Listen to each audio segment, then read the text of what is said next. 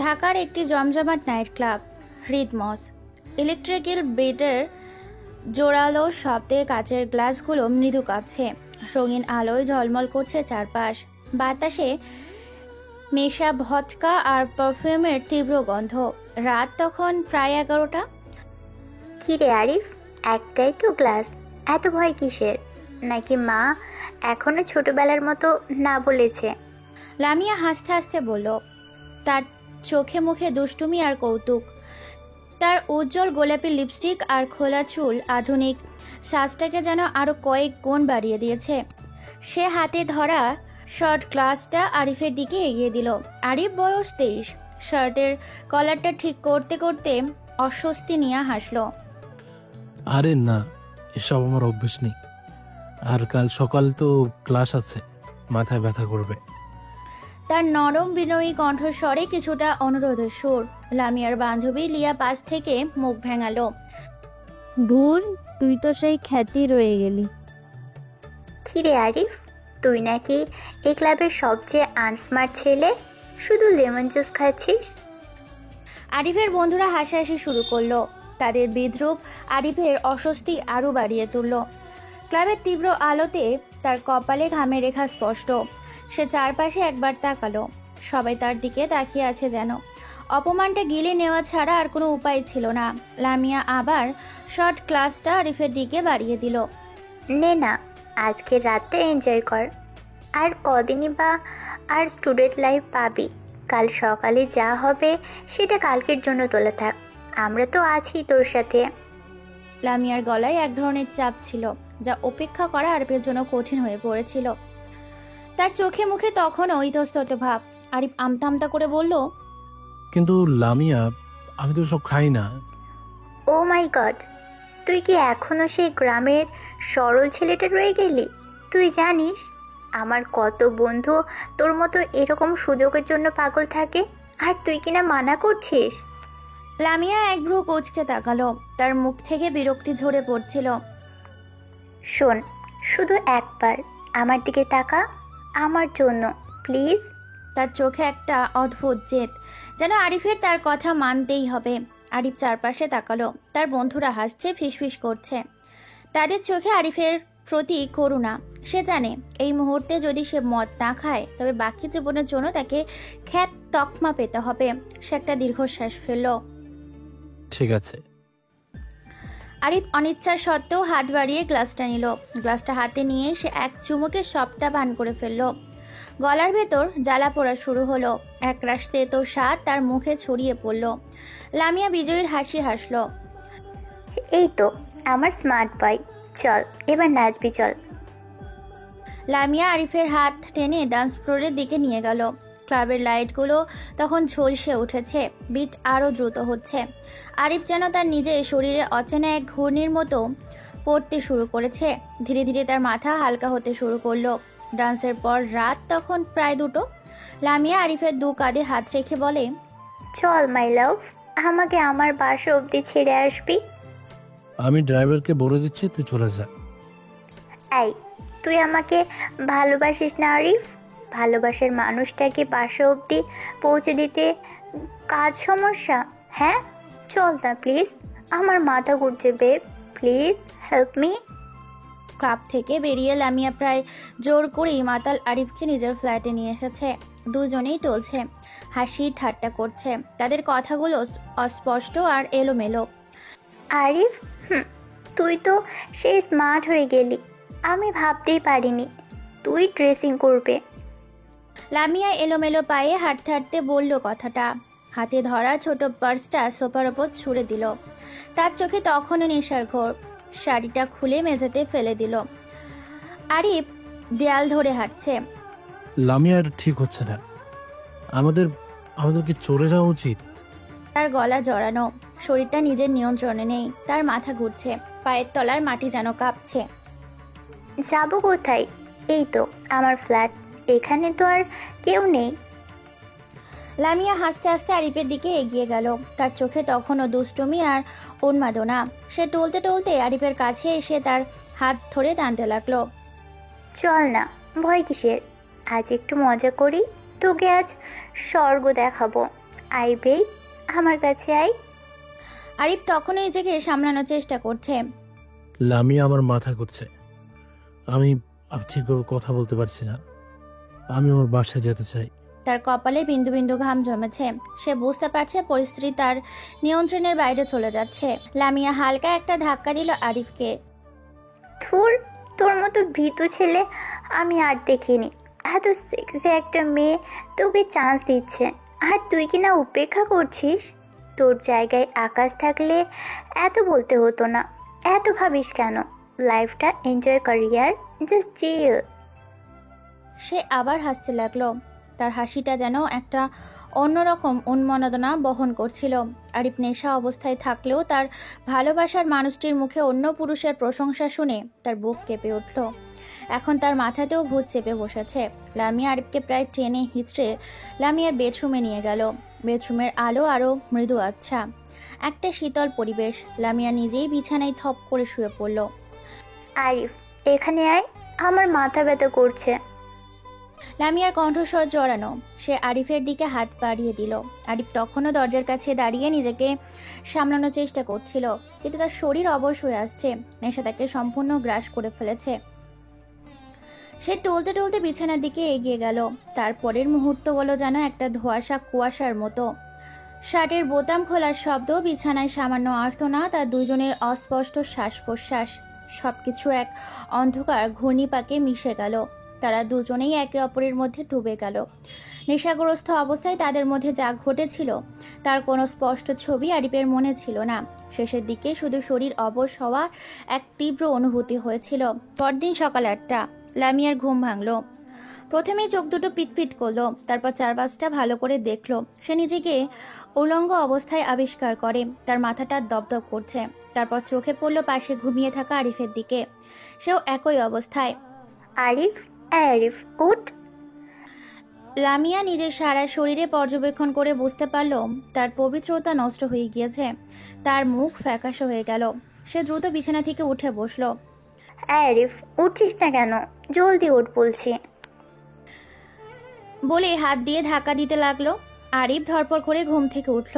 চোখ কষলে লামিয়ার দিকে তাকালো। তাকে এই অবস্থায় দেখে আরিফ চমকে উঠল। আরিফ, তুই এটা কি করলি? তুই আমাকে রেপ করেছিস? লামিয়া চিৎকারে পুরো ফ্ল্যাট কেঁপে উঠল। তার চোখে অবিশ্বাস, ভয় আর একরাশ রাগ। তার কণ্ঠস্বর তখনও কাঁপছে।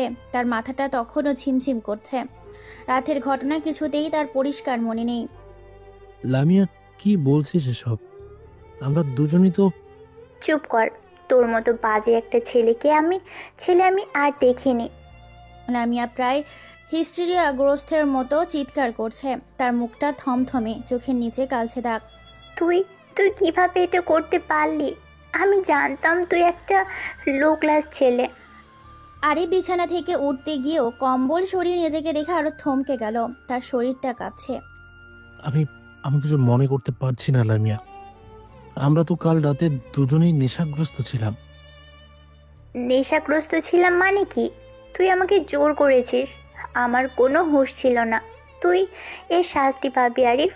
আমি তোর জীবন শেষ করে দেব। দাঁড়া তুই। লামিয়া বিছানার পাশে টেবিল থেকে ফোনটা তুলে নিল। তার হাত কাঁপছে, তো চোখে দৃঢ় সংকল্প। আমি পুলিশ ডাকবো।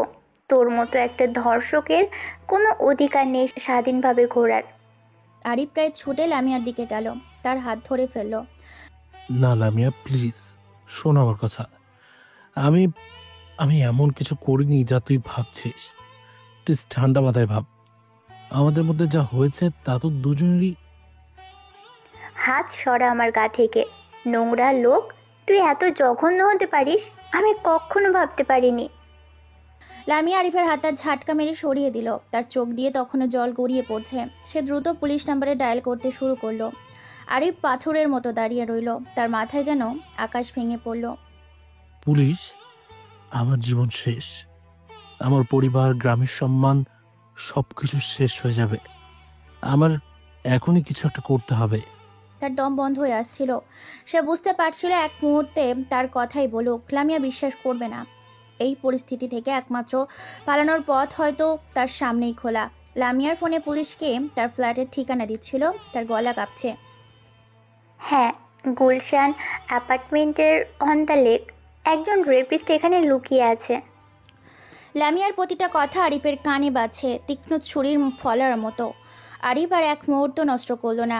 সে দ্রুত পোশাক পরে নিল। তার হাতে ধরা মোবাইল ফোনটা কাঁপছে। নিজের আইডি কার্ড আর কিছু টাকা পকেট করে নিয়ে এক ছুটে ফ্ল্যাট থেকে বেরিয়ে গেল। পিছন থেকে লামিয়ার চিৎকার তখনও শোনা যাচ্ছে। পালিয়ে যাবি? তোর কি মনে হয় তুই পালাতে পারবি আরিফ? আমি তোর পিছু ছাড়বো না। আরিফ সিঁড়ি বেয়ে প্রায় দৌড়ে নামলো। তার বুক ধড়ফড় করছে। লিফটে ওঠার সময় তার সাহস ছিল না। মনে হচ্ছিল লিফটটা যেন তারকে আরও আটকে দেবে। দ্রুত সিঁড়ি দিয়ে নেমে পার্কিং লটে গেল। ভাগ্যক্রমে একটা সিএনজি খালি ছিল। মামা, ধানমন্ডি 32 নম্বর, চলেন তাড়াতাড়ি। আরিফ হাঁপাতে হাঁপাতে বলল। সিএনজিটা দ্রুত গতিতে চলতে শুরু করলো। আরিফ পিছনে ফিরে তাকাচ্ছিল না। তার চোখে তখন শুধুই আতঙ্ক। সে জানে এই অভিযোগের মানে কি। তার শিক্ষা জীবন, তার স্বপ্ন, তার পরিবারের সম্মান সবকিছু এক নিমিষেই ধূলিসাৎ হয়ে যাবে। সে তার বন্ধু আকাশের কথা ভাবল। আকাশে একমাত্র ভরসা। কিছুক্ষণের মধ্যেই সিএনজি ধানমন্ডি 32 নম্বর মোড়ে এসে থামলো। ভাড়া মিটে আরিফ প্রায় ছুটে আকাশের ফ্ল্যাটে গেল। কলিং বেল বাজতেই আকাশ দরজা খুলল। আরিফকে দেখে আকাশ অবাক হয়ে জিজ্ঞেস করলো, আরিফ, কি ব্যাপার এত সকালে? তার হাতে তখনও চায়ের কাপ। আরিফ কাঁপতে কাঁপতে ভেতরে ঢুকলো। তার চোখ লাল, শরীর কাঁপছে। আকাশ, আমার জীবনটা শেষ হয়ে গেল। আমি কি করব? তার গলা দিয়ে শব্দ বের হচ্ছে না, শুধু ফুপিয়ে ফুপিয়ে কাঁদছে। আকাশ চায়ের কাপটা টেবিলে রেখে আরিফকে বসালো। আরিফ, কি হয়েছে বলতো? এত ভয় পাচ্ছিস কেন? আরিফ সবকিছু খুলে বলল। নাইট ক্লাবের ঘটনা থেকে শুরু করে লামিয়ার মিথ্যে অভিযোগ, পুলিশ ডাকা, সব। আকাশের চোখ বড় বড় হয়ে গেল। সে চুপ করে আরিফের কথা শুনল। ও মাই গড, এটা তো বিরাট বিপদ আরিফ। লামিয়া যে মেয়ে, সে তো তোর পিছু ছাড়বে না। আকাশ কিছু একটা ভেবে চিন্তিত মুখে আবার বলল, কিন্তু তোর লন্ডনের ভিসা তো চলেই আসবে, সেটাই এখন তোর একমাত্র পথ। ভিসা? হ্যাঁ, 2 দিন পরেই তো আসার কথা ছিল। কিন্তু যদি তার আগেই পুলিশ চলে আসে? আমি তো ভয়ে মরে যাচ্ছি আকাশ। আকাশ আরিফের কাঁধে হাত রাখল। শোন আরিফ, শান্ত হ। এখানে থাকলে তোর বিপদ বাড়তেই থাকবে। তোর পাসপোর্ট আর অন্যান্য কাগজপত্র সব রেডি আছে তো? হ্যাঁ, সব আছে। তাহলে এটাই তোর সুযোগ। লুকিয়ে থাক, আর যখনই ভিসা হাতে পাবি তখনই চলে যাবি। এটাই তোর জীবন বাঁচানোর শেষ সুযোগ। আমি তোকে সব রকম সাহায্য করব। আপাতত এখানে লুকিয়ে থাক, আমি বাইরের সব খবর রাখছি। আরিফ আকাশের দিকে তাকালো। তার চোখের তখনও আতঙ্ক, কিন্তু এক চিলতে আশার আলো জ্বলে উঠল। হ্যাঁ, তাকে পালাতে হবে এই দেশ থেকে, এই মিথ্যে অভিযোগ থেকে, তার অন্ধকার অতীত থেকে। একটা অজানা ভবিষ্যতের পথে যাত্রা করার জন্য সে প্রস্তুত হতে শুরু করলো। 2 দিন পর সকাল 10টা, লন্ডনের ট্রিরো বিমানবন্দর। কাছের বিশাল দরজা দিয়ে হালকা সকালের আলো এসে পড়ছে টার্মিনালের ওপর। চারপাশে মানুষের কোলাহল, ঘোষণা আর চাকার আওয়াজ। আরিফ তার ছোট্ট লাগেজটা নিয়ে ধীরে ধীরে এমপ্রেগেস পার হলো। তার চোখে এখনও ঢাকা শহরের আতঙ্ক আর অনিশ্চয়তার ছাপ। কিন্তু এই অচেনা শহরে পা রাখার সাথে সাথেই তার ভেতরে একটা দৃঢ় সম্পর্ক কাজ করছে। সে জানে পেছনে ফিরে তাকানোর আর কোনো সুযোগ নেই। এই দেশই তাকে নতুন করে সব কিছু গড়তে হবে। দীর্ঘ একটা শ্বাস ফেলে মোবাইল বের করলো। পৌঁছে গেছি। জানি না কি হবে, কিন্তু আমাকে পারতেই হবে। তার গলা দুর্বলতা থাকলেও তাকে একটা দৃঢ়তা ছিল। ফোনটা কানে নিতেই সে তার বন্ধু আকাশকে কল করলো।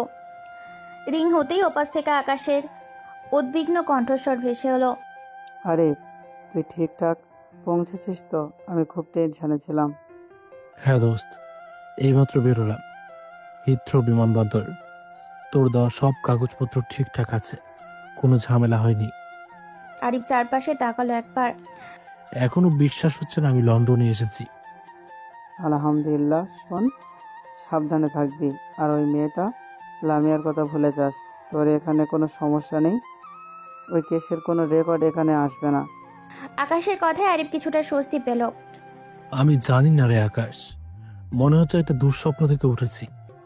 সবকিছু এত দ্রুত ঘটলো যে বিশ্বাসই করতে পারছি না। তার কণ্ঠস্বর স্পষ্ট ক্লান্তি। এখন কি করব? কোথায় যাব? আমি তোকে যে ঠিকানাটা দিয়েছি ওটা তোর থাকার ব্যবস্থা। আপাতত ওখানে গিয়ে ফ্রেশ হ। আর তোর জব ইন্টারভিউ তো 1 সপ্তাহ পর। একদম চিন্তা করিস না, তোর মতো ব্রিলিয়ান্ট ছেলের জব পেতে সমস্যা হবে না। দোয়া করিস দোস্ত। আমি তো সব ডিটেলস সেভ করে রাখছি। যখনই সুযোগ পাবো আমি তো সব টাকা ফেরত দেবো। আরে ধুর, এসব কথা বাদ দে তো। শুধু সাবধানে থাকিস আর নিজের খেয়াল রাখিস। নতুন জীবন শুরু করছিস, এটা মাথায় রাখিস। ইনশাল্লাহ। তুই ছাড়া এই মুহূর্তে আমার পাশে কেউ নেই। তোর কাছে আমি সারা জীবন ঋণী থাকবো। ঠিক আছে, এখন রাখছি, নিজের খেয়াল রাখিস। শোন, আমি কি বলেছিলাম মনে আছে তো? আমি কিন্তু ফিরবো, তুই ওই কাজটা ধরে রাখিস। ওকে, আমার একদম মনে আছে। তুই কোনো চিন্তা করিস না, আমি সেই কাজটা করে তোকে জানিয়ে দিব। এখন রাখছি। ঠিক আছে, ভালো থাকিস। আল্লাহ হাফেজ। আকাশের সাথে কথা শেষ করে আরিফ একটা গভীর নিঃশ্বাস নিল। তার চোখে তখনও ভয়। কিন্তু লন্ডনের আকাশ আর তার মাথার ওপর নতুন একটি স্বপ্ন যেন তাকে টেনে নিয়ে যাচ্ছে এক অজানা ভবিষ্যতের দিকে। দর্শক বন্ধুরা, আজকের গল্পটা একটু ভিন্ন। এই গল্পের সমাপ্তিটাও একটু অন্যরকমই হতে চলেছে। গল্পের মধ্যে অস্বাভাবিক কিছু হতে চলেছে, তাই এটাকে গল্পের চোখেই দেখবেন। তো চলুন শুরু করি।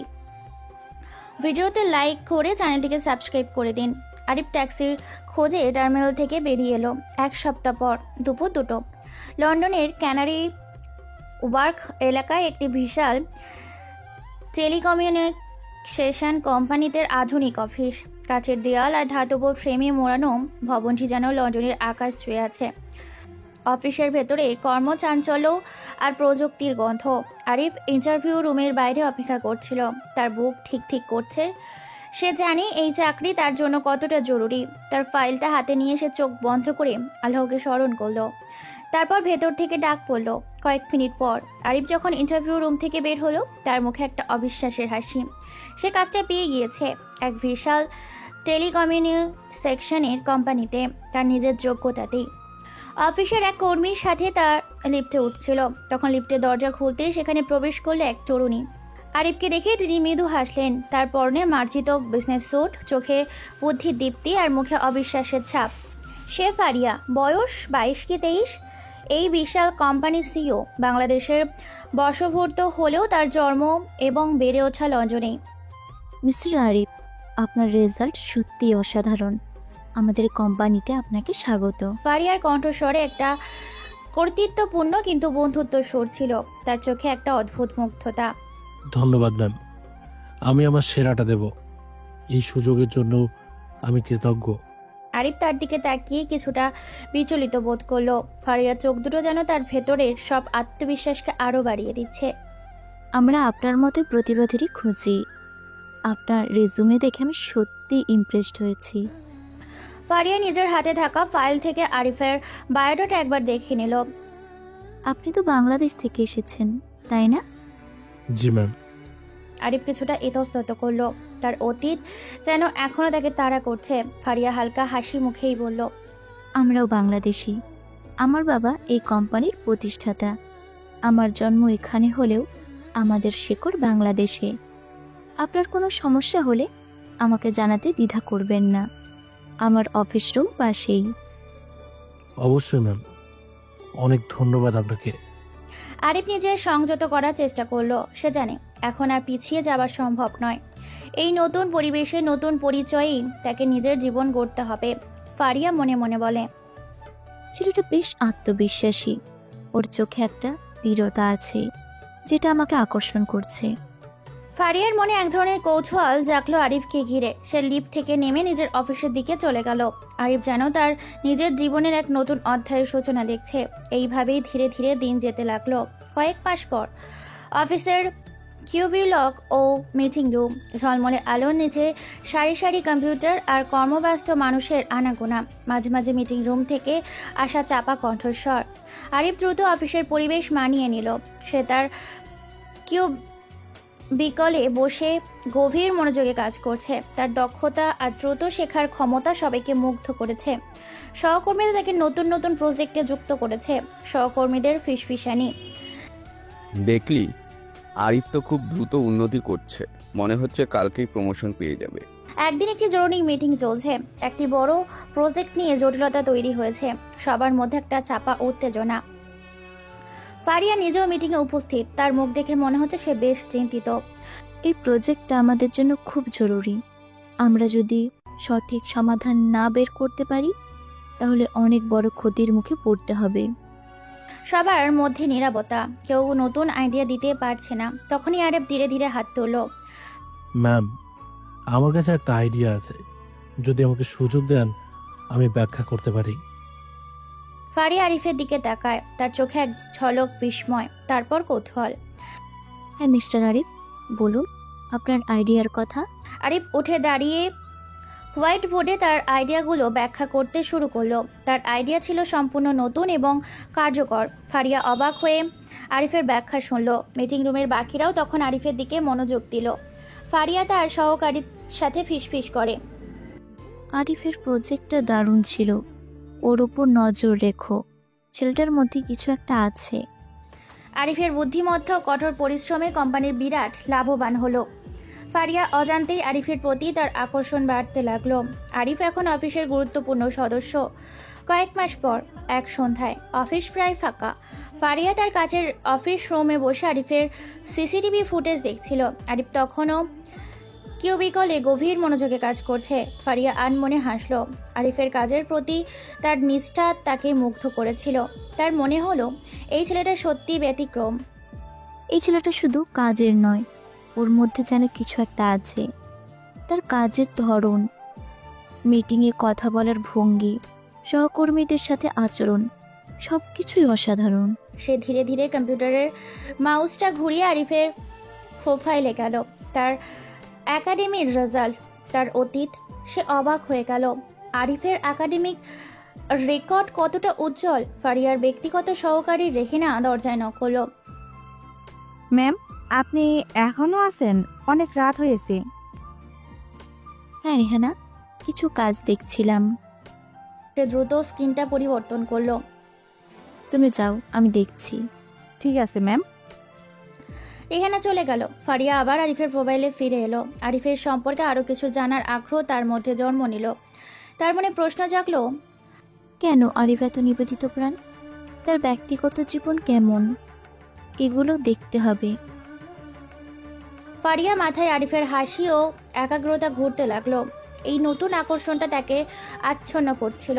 আরিফ তার মনে বিশেষ জায়গা করে নিচ্ছে। তার চোখে মুখে এক স্বপ্ননীল আবেশ। সে বুঝল আরিফ কেবল একজন কর্মচারী নয়, আরো বেশি কিছুদিন। 2 দিন পর টেলিকমিউনিকেশনে অফিসের ক্যান্টিনে দুপুরের খাবারের সময় আরিফ কোনায় বসে খাচ্ছিল। তখন ফারিয়া ট্রে হাতে তার পাশ দিয়েই যাচ্ছিল। আরিফ মাথা তুলতেই ফারিয়া তার প্লেটে রাখা ডেজার্টটা দিকে তাকিয়ে হাসলো। মিস্টার আরিফ, আপনার প্রেজেন্টেশনটা বেশ মজার ছিল, কিন্তু তথ্যে একটু দুর্বলতা রয়ে গেছে। মনে হয় ডেজার্ট নিয়ে বেশি ভেবেছিলেন। আরিফ ফারিয়ার দিকে তাকিয়ে হালকা হেসে পাল্টা জবাব দিল। ম্যাম, আমার কাজ আপনাকে হাসাতে পারলে আমি খুশি। তথ্যের ব্যাপারটা আমি সামলে নেব। আসলে আমার মনে হয় আপনার হাসিটা দেখলে সব দুর্বলতা কেটে যায়। ও তাই নাকি? বেশ স্মার্ট তো হয়ে উঠছেন আজকাল। ফারিয়া আরিফের পাশের চেয়ারটাতে বসলো। কিন্তু শুধু কথার স্মার্টনেস তো হবে না, কাজেও দেখাতে হবে। চেষ্টা করছি ম্যাম।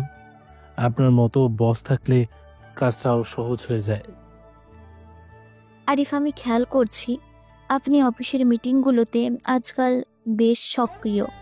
আপনার আইডিয়াগুলো প্রশংসার যোগ্য, কিন্তু মাঝে মাঝে আপনি একটু বেশি আত্মবিশ্বাসী হয়ে ওঠেন। তখন ভুল হওয়ার সম্ভাবনা থাকে। আমি আসলে যা মনে করি তাই বলে ফেলি ম্যাম।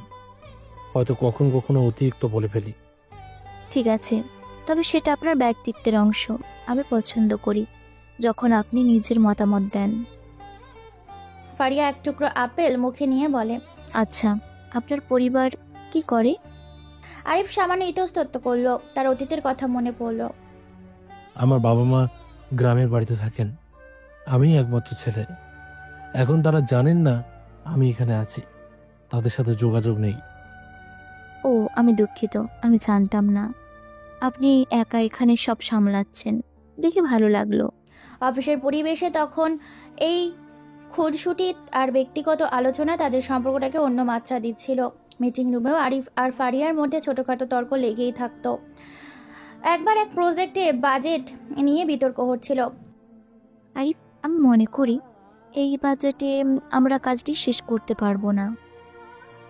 ম্যাম, আমার হিসেবে এটি সম্ভব, যদি আমরা কিছু অপচয় কমাতে পারি। ফারিয়া ভ্রু কুঁচকে বলে। অপচয় কমাতে পারি? আপনি কি বলছেন আমরা অপচয় করি? না ম্যাম, আমি সেটা বলিনি। আমি বলতে চাইছি কিছু অপ্রয়োজনীয় খরচ বাদ দেওয়া যেতে পারে, যা আমাদের প্রজেক্টকে আরো সাশ্রয়ী করবে। আপনি নিজের সিদ্ধান্তে অটল থাকছেন, তাই না? যখন আমি নিশ্চিন্তে থাকি তখন অবশ্যই। ফারিয়া হেসে উঠল। এই তর্কগুলো তাদের কাজের অংশ হলেও এর ভেতরে একটা অন্যরকম বোঝাপড়া তৈরি হচ্ছিল। তাদের সম্পর্কটা কেবল বস ও কর্মীর মধ্যে সীমাবদ্ধ ছিল না, এক বন্ধুত্বপূর্ণ কিন্তু গম্ভীর রসায়নে পরিণত হচ্ছিল। দুপুর। ফারিয়ার বাবা জনাব আহমেদ বয়স 50-এর কোঠায়, অভিজ্ঞ এবং বিচক্ষণ ব্যবসায়ী। তিনি আমেরিকা থেকে সদ্য লন্ডন এসেছেন। তার মুখে ক্লান্তির ছাপ থাকলেও চোখে ব্যবসার তীক্ষ্ণতা স্পষ্ট।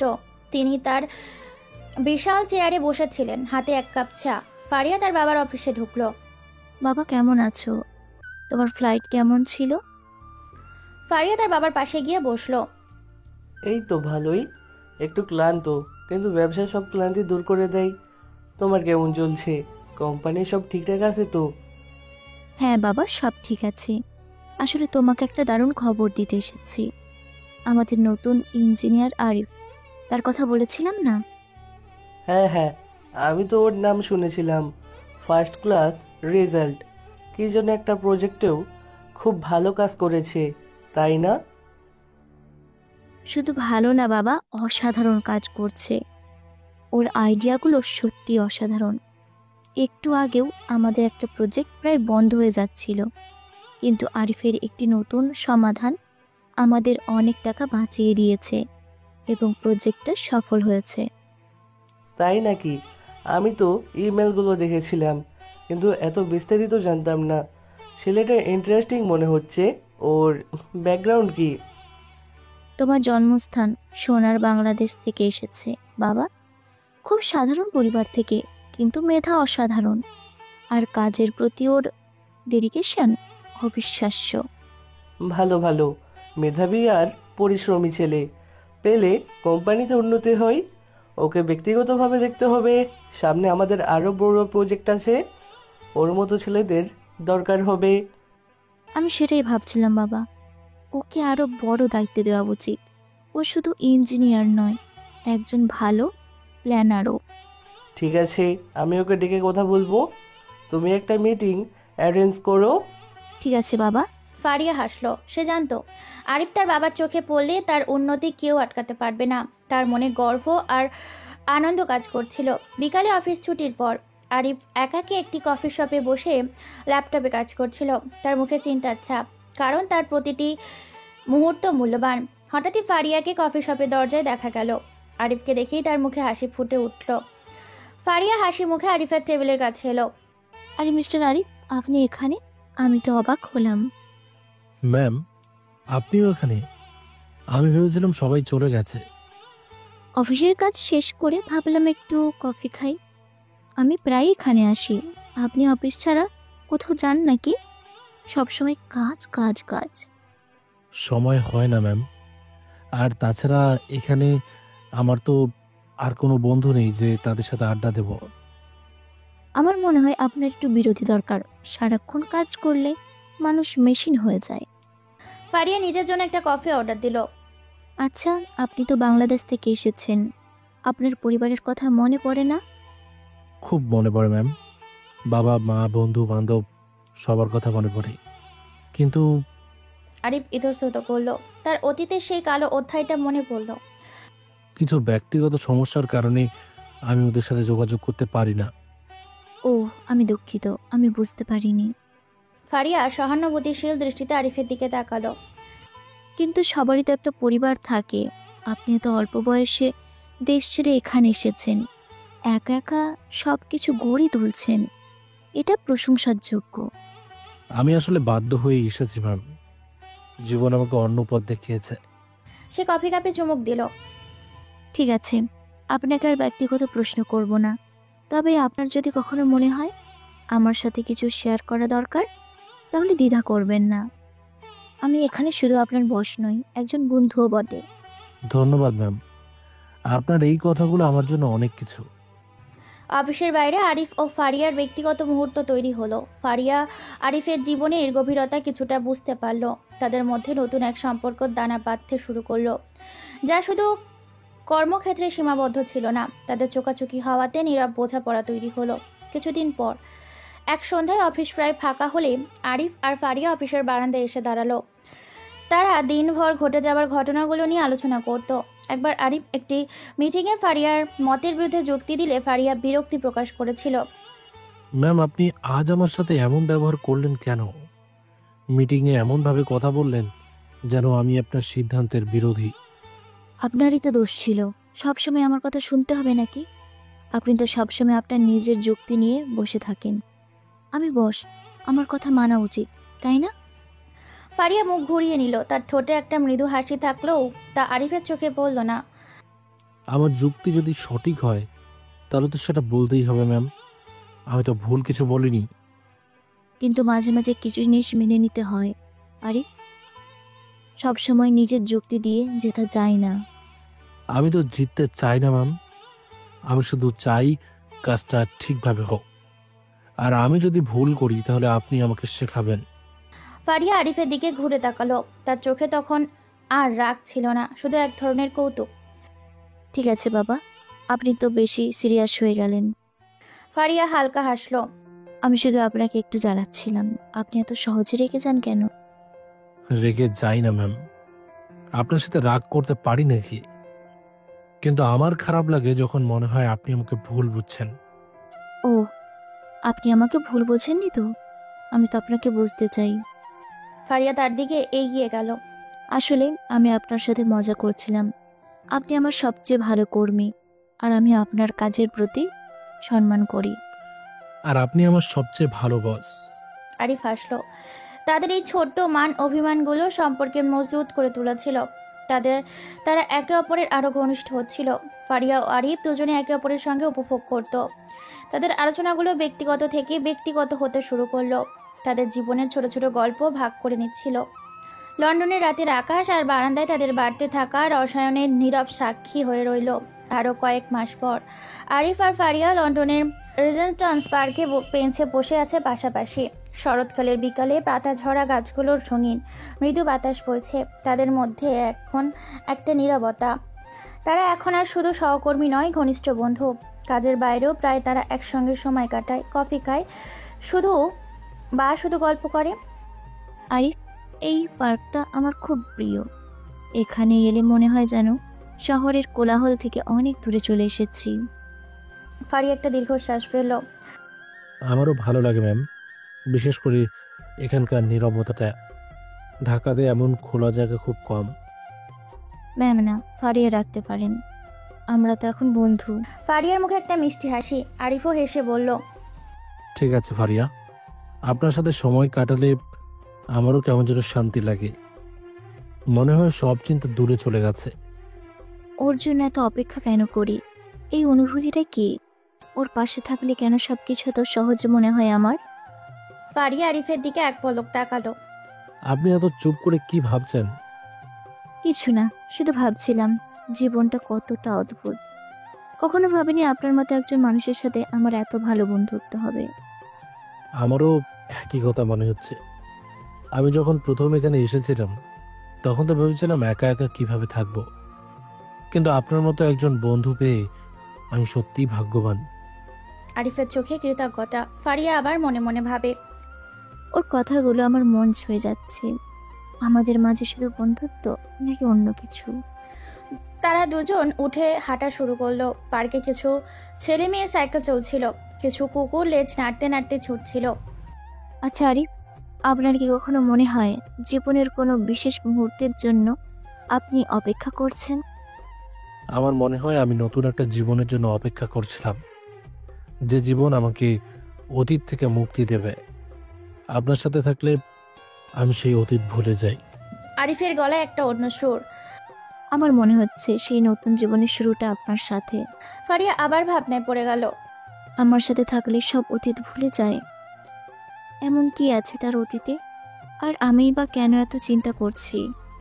ফারিয়া মৃদু হাসল। এই লুকানো অনুভূতিগুলো তাদের মধ্যে এক অদৃশ্য বাঁধন তৈরি করেছিল, যা দুজনের অলক্ষ্যেই গভীর হচ্ছিল। তারা একে অপরের দিকে তাকিয়ে হাসল, যেন তাদের মনের কথাগুলো চোখের ভাষাতেই বলে গেল। প্রায় 1 বছর পর আরিফ গত 1 বছর ধরে একটা নতুন প্রযুক্তি নিয়ে কাজ করছিল। এই প্রযুক্তি টেলিকমিউনিকেশন ইন্ডাস্ট্রিতে বিপ্লব আনতে পারে। দিনের পর দিন সে ল্যাবের সময় কাটিয়েছে, রাত জেগে গবেষণা করেছে। তার চোখে দুটোতে তখনও ক্লান্তির ছাপ, কিন্তু সাফল্যের একটা আনন্দও দেখা যাচ্ছিল। একদিন সকালে সে তার ল্যাবে বসে ফাইনাল টেস্ট করছিল। একটা যন্ত্রের সবুজ আলো জ্বলে উঠল। আরিফের মুখে বিশাল হাসি ফুটে উঠল। আরিফ চিৎকার করে বলে, পেয়ে গেছি, এটা কাজ করেছে। তার সহকর্মীরা দৌড়ে এলো। এরপর এলো সেই গুরুত্বপূর্ণ মিটিং। ফারিয়া আর তার বাবা জনাব আহমেদ মিটিং রুমে উপস্থিত, তাদের সাথে কোম্পানির অন্যান্য বোর্ড মেম্বাররা।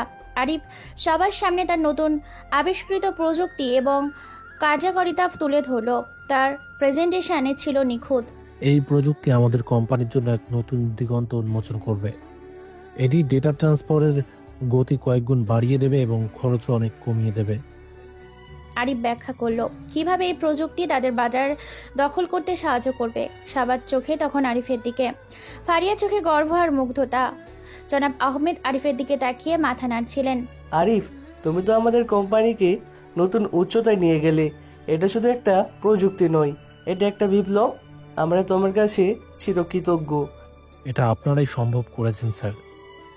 আপনারা আমাকে এই সুযোগ না দিলে আমি কিছুই করতে পারতাম না। বোর্ড মিটিং শেষ, সবাই আরিফকে অভিনন্দন জানালো।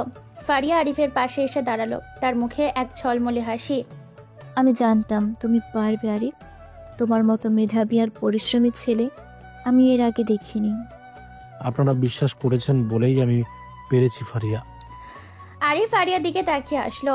এই আবিষ্কার শুধু কোম্পানির জন্য লাভ হয়ে আনেনি, আরিফকে নিজের কাছে আরও আত্মবিশ্বাসী করে তুলেছে। তার অতীত এখন যেন আরও দূরে চলে যাচ্ছে, এক নতুন ভবিষ্যৎ তার দিকে হাত বাড়াচ্ছে। পরদিন দুপুরে আরিফ ফারিয়ার বাবার অফিসে প্রবেশ করলো। জনাব আহমেদ আরিফকে হাসি মুখে স্বাগত জানালেন। আরিফ একটু অবাক হলো, কারণ সাধারণত চেয়ারম্যান সাহেব এত সহজভাবে কথা বলেন না। আরিফ, বসো।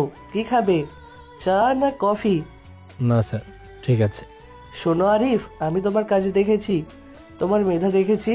তুমি এই কোম্পানির জন্য যা করেছো তা অতুলনীয়। আমরা তোমাকে নিয়ে গর্বিত। ধন্যবাদ স্যার, এটা আপনারাই আমাকে সুযোগ দিয়েছেন। জনাব আহমেদ আরিফের দিকে সরাসরি তাকালেন। আমরা একটা নতুন কোম্পানি শুরু করতে যাচ্ছি। এটা আমাদের বর্তমান কোম্পানিরই একটা ইন্টারেকশন হবে, কিন্তু এর পরিধি আরও বড়, এবং আমরা চাই তুমি তার সিও হও। আরিফের চোখ দুটো বড় বড় হয়ে গেল। মনে মনে ভাবতে লাগলো, সিইও, এত বড় দায়িত্ব! আমি তো কখনো ভাবিনি এমন কিছু। আমার সেই অতীত, লামিয়ার মিথ্যা অভিযোগ, পলায়ন, যদি আমার অতীত কোনোভাবে এখানে চলে আসে তাহলে এই সম্মান, এই বিশ্বাস সব কি শেষ হয়ে যাবে? আরিফ দ্বিধাগ্রস্ত হয়ে মুখে বলে, স্যার, আমি আমি জানি না এত বড় দায়িত্ব আমি কি সামলাতে পারবো। তার গলায় একটা অনিশ্চিত সুর। আমি তোমার মেধা আর পরিশ্রমের উপর পুরোপুরি আস্থা রাখি আরিফ। ফারিও তোমার প্রশংসা করেছে, সে বিশ্বাস করে তুমি পারবে, আর আমিও করি। তিনি টেবিলের ওপর হাত রাখলেন। তুমি একজন সত্যিকারের লিডার। তোমার কোনো দ্বিধা থাকলে আমাকে বলতে পারো। আমি আসলে স্যার, আমার একটা অতীত আছে, খুব অন্ধকার একটা অতীত। যদি সেটা কখনো সামনে আসে তাহলে আপনার কোম্পানির সুনাম নষ্ট হতে পারে। আরিফ, সবারই একটা অতীত থাকে। আমি তোমার মেধার বর্তমানকে দেখি, তোমার অতীত কি সেটা আমার কাছে গুরুত্বপূর্ণ নয়। তুমি তোমার কাজের মাধ্যমে নিজেকে প্রমাণ করেছো। এখন তোমার দায়িত্ব শুধু নিজের জন্য নয়, কোম্পানির জন্য। তিনি আরিফের দিকে তাকিয়ে আশ্বস্ত করার চেষ্টা করলেন। আরিফ কিছুক্ষণ নীরব রইল। ফারিয়ার বাবার এই কথাগুলো তাকে নতুনভাবে ভাবালো। তার অতীতটা কি তবে তার ভবিষ্যৎ আটকে রাখতে পারবে না? এই সুযোগটা তার জন্য কতটা গুরুত্বপূর্ণ? তুমি একটু ভেবে দেখো, সিদ্ধান্ত নেওয়ার জন্য তোমার কাছে সময় আছে, কিন্তু আমি চাই তুমি এই দায়িত্ব নাও। আমি ভেবে দেখবো স্যার, আপনার বিশ্বাসের জন্য আমি কৃতজ্ঞ। আরিফ রুম থেকে বের হয়ে এলো। তার মনে তখনও দ্বিধা আর অনিশ্চয়তার একটা ঝড় বইছে। রাত 9টা। লন্ডনের দ্য স্কাই গার্ডেন এর ছাদের রেস্তোরাঁ। কাছের ছাদ আর দেওয়াল দিয়ে রাতের আলোকিত লন্ডন শহর দেখা যাচ্ছে। দূরে টাওয়ার ব্রিজ, লন্ডন আই সব ঝলমল করছে। রেস্তোরাঁর ভেতরে মৃদু আলো, রোমান্টিক সঙ্গীত। ফারিয়া আর আরিফ ডিনার করতে এসেছে। একটি কোণার টেবিলে বসে রাতের খাবার খাচ্ছিল তারা। ফারিয়া আরিফের দ্বিধাটা বুঝতে পারছিল। আরিফ আজ সারাদিনই চিন্তিত ছিল। তারা এখন আপনি সম্বোধন থেকেও তুমিতে এসে পড়েছে। ফারিয়া তার দিকে তাকিয়ে প্রশ্ন করলো, আরিফ, বাবা তোমাকে শিওর প্রস্তাব দিয়েছেন, তুমি কেন এত চিন্তিত? আমি খুশি ফারিয়া, কিন্তু আমার একটা অতীত আছে যেটা খুবই অস্বস্তিকর। যদি সেটা কখনো সামনে আসে তাহলে সবকিছু নষ্ট হয়ে যাবে, তোমার পরিবারের সম্মানও নষ্ট হতে পারে। আরিফ, আমি তোমাকে পছন্দ করি, খুব ভালোবাসি। তুমি কি আমাকে বিয়ে করবে? ফারিয়া আরিফের দিকে তাকাইয়ে সরাসরি প্রশ্ন করলো। তার চোখে দৃঢ়তা আর গভীর ভালোবাসা। আরিফ ফারিয়ার কথায় স্তব্ধ হয়ে গেল। তার চোখে অবিশ্বাস। সে ফারিয়াকে ভালোবাসে, কিন্তু এই মুহূর্তে এমন একটি প্রস্তাব অপ্রকাশিত ছিল। ফারিয়া, তুমি কি বলছো? আমি তোমার যোগ্য নই। আমার চোখে তুমি সবচেয়ে যোগ্য আরিফ। আমি জানি না তোমার অতীত কি, কিন্তু আমি তোমাকে বিশ্বাস করি। তোমার সততা, তোমার পরিশ্রম, তোমার ভালো মন, এটা আমার কাছে সব। ফারিয়া আরিফের হাত ধরল। আমরা দুজনে একসঙ্গে সবকিছু সামলাতে চাই। বয়স হচ্ছে, বিয়ে তো করতেই হবে। আর তোমার সিইও হওয়ার দ্বিধা যদি এর থেকেও না কাটে, তাহলে বুঝবো তুমি আমাকে পছন্দ করো না, আমাকে বিশ্বাসও করো না। আমিও তোমাকে ভালোবাসি ফারিয়া, খুব ভালোবাসি, কিন্তু এটা একটু বেশি হয়ে যাচ্ছে না? বেশি কি হচ্ছে? বাবার নতুন কোম্পানিতে আমি আর তুমি ছাড়া অন্য কেউ সামলাবে, এটা কি হতে দেওয়া যায়? সেটা ঠিক আছে, কিন্তু বিয়ের ব্যাপারটা? আরিফ কথা শেষ করতে পারল না। তার আগেই আরিফের ঠোঁটে হামলা শুরু করে গেল। ফারিয়া আরিফের ঠোঁটে নিজের ঠোঁট ধরে কামড়ে ধরল। আরিফের চোখ বড় বড় হয়ে গেল। ধীরে ধীরে আরিফও ছাই দিতে শুরু করলো। শুরু হলো 4 ঠোঁটের যুদ্ধ। কিছুক্ষণ পর ফারিয়া ছেড়ে দিয়ে বলে, আরো বলবে এমন কথা? বলবো কিভাবে, মুখে তো তালা লাগিয়ে দিয়েছো। তাহলে এটাই আমাদের ভবিষ্যৎ। আমি তোমার পাশে থাকবো সব সময়। আরিফ ফারিয়ার হাত চেপে ধরল। লন্ডনের আলোকিত শহর তাদের ভালোবাসার সাক্ষ্য দিচ্ছিল। যখন তারা বিয়ের পরিকল্পনা ও ভবিষ্যতের স্বপ্ন দেখতে শুরু করলো, ভয় নয়, ভালোবাসাই ছিল তাদের নতুন দিগন্তের চালিকা শক্তি। 1 সপ্তাহ পরে লন্ডনের স্যান্ড্রো ভিলা নামের বিলাসবহুল ভিলায় ইসলামিক বিয়ের আয়োজন চলছিল। বিশাল ভিড়ার ভেতর কাজের সামনেই ফারিয়া ও আরিফ বসে আছে। তাদের চোখে নতুন জীবনের স্বপ্ন। আত্মীয় স্বজন ও অতিথিদের কোলাহলে ফারিয়া সাদা লেহেঙ্গা ও হিজাবে, আরিফ সুসজ্জিত শেরওয়ানিতে। তাদের চোখে পবিত্র অঙ্গীকারের দ্যুতি। ফারিয়া আহমেদ, আপনি কি জানাব আরিফের সাথে শহরিয়ত মোতাবেক কবুল করেছেন? কবুল। মিস্টার আরিফ, আপনি কি ফারিয়া আহমেদের সাথে শরীয়ত মোতাবেক কবুল করেছেন? কবুল। সবার মুখে আনন্দের হাসি। মিষ্টি বিতরণ শুরু হলো। ফারিয়ার বাবা জনাব আহমেদ হাসি মুখে সবার সাথে কথা বলছেন। তার চোখে তৃপ্তি। ফারিয়ার মা রোকসানা বেগম ফারিয়ার পাশে দাঁড়িয়ে তার হাত ধরে আছেন। ফারিয়া আরিফের দিকে ফিরে মৃদু হাসে, বলে, আরিফ, আজ থেকে আমরা এক। আমাদের পথ এখন থেকে এক। চিরদিনের জন্য তোমার সাথে আমার জীবনটা যেন একটা নতুন কবিতা হয়ে থাকে। তাদের চোখে মুখে অপার সুখ। বিয়ের অনুষ্ঠান শেষ। নবদম্পতিকে সবাই অভিনন্দন জানাতে লাগলো। ফারিয়ার বান্ধবীরা ফারিয়াকে ঘিরে ধরে হাসি ঠাট্টা করছে। আরিফের চোখে তখন শুধু ফারিয়ার দিকেই। এই মেয়েটা তার জীবনে এসে যেন তার অন্ধকারকে দূরে করে দিয়েছে। লামিয়া সেই ভয়াবহ স্মৃতি, আজ সে বহু দূরের ধূসর অতীত। আরিফ, আজ থেকে ফারিয়ার সব দায়িত্ব তোমার। আমার মেয়েটা যেন সুখে থাকে। ইনশাল্লাহ স্যার, আমি আমার জীবনের সবটুকু দিয়ে ওকে সুখী করব। আপনারা শুধু দোয়া করবেন। তোমরা দুজন সবসময় সুখে থাকো বাবা। আমার মেয়েটা হয়তো তার বাবারই কোম্পানির সিও, কিন্তু বাস্তব জীবনে সে একটু অবুঝ। সবটা তোমারই সামলাতে হবে। নবদম্পতি তখন একে অপরের দিকে তাকিয়ে হাসলো। তাদের জীবনে তখন সুখ আর ভালোবাসা ছাড়া আর কিছুই ছিল না। বিয়ের কোলাহল শেষ। আরিফ ও ফারিয়ার বিলাসবহুল বাসর ঘর, সাদা অর্কিড দিয়ে সাজানো বিছানা, ঘরের মৃদু আলোয় একটা রোমান্টিক পরিবেশ। বাইরে মৃদু বাতাস বইছে। বাসর ঘরে ফারিয়া বসেছিল, তার মুখে লজ্জা আর চোখে স্বপ্ন। আরিফ ঘরে প্রবেশ করলো, তার মুখে হাসি, কিন্তু তার মনে তখন একটা লুকানো ভার।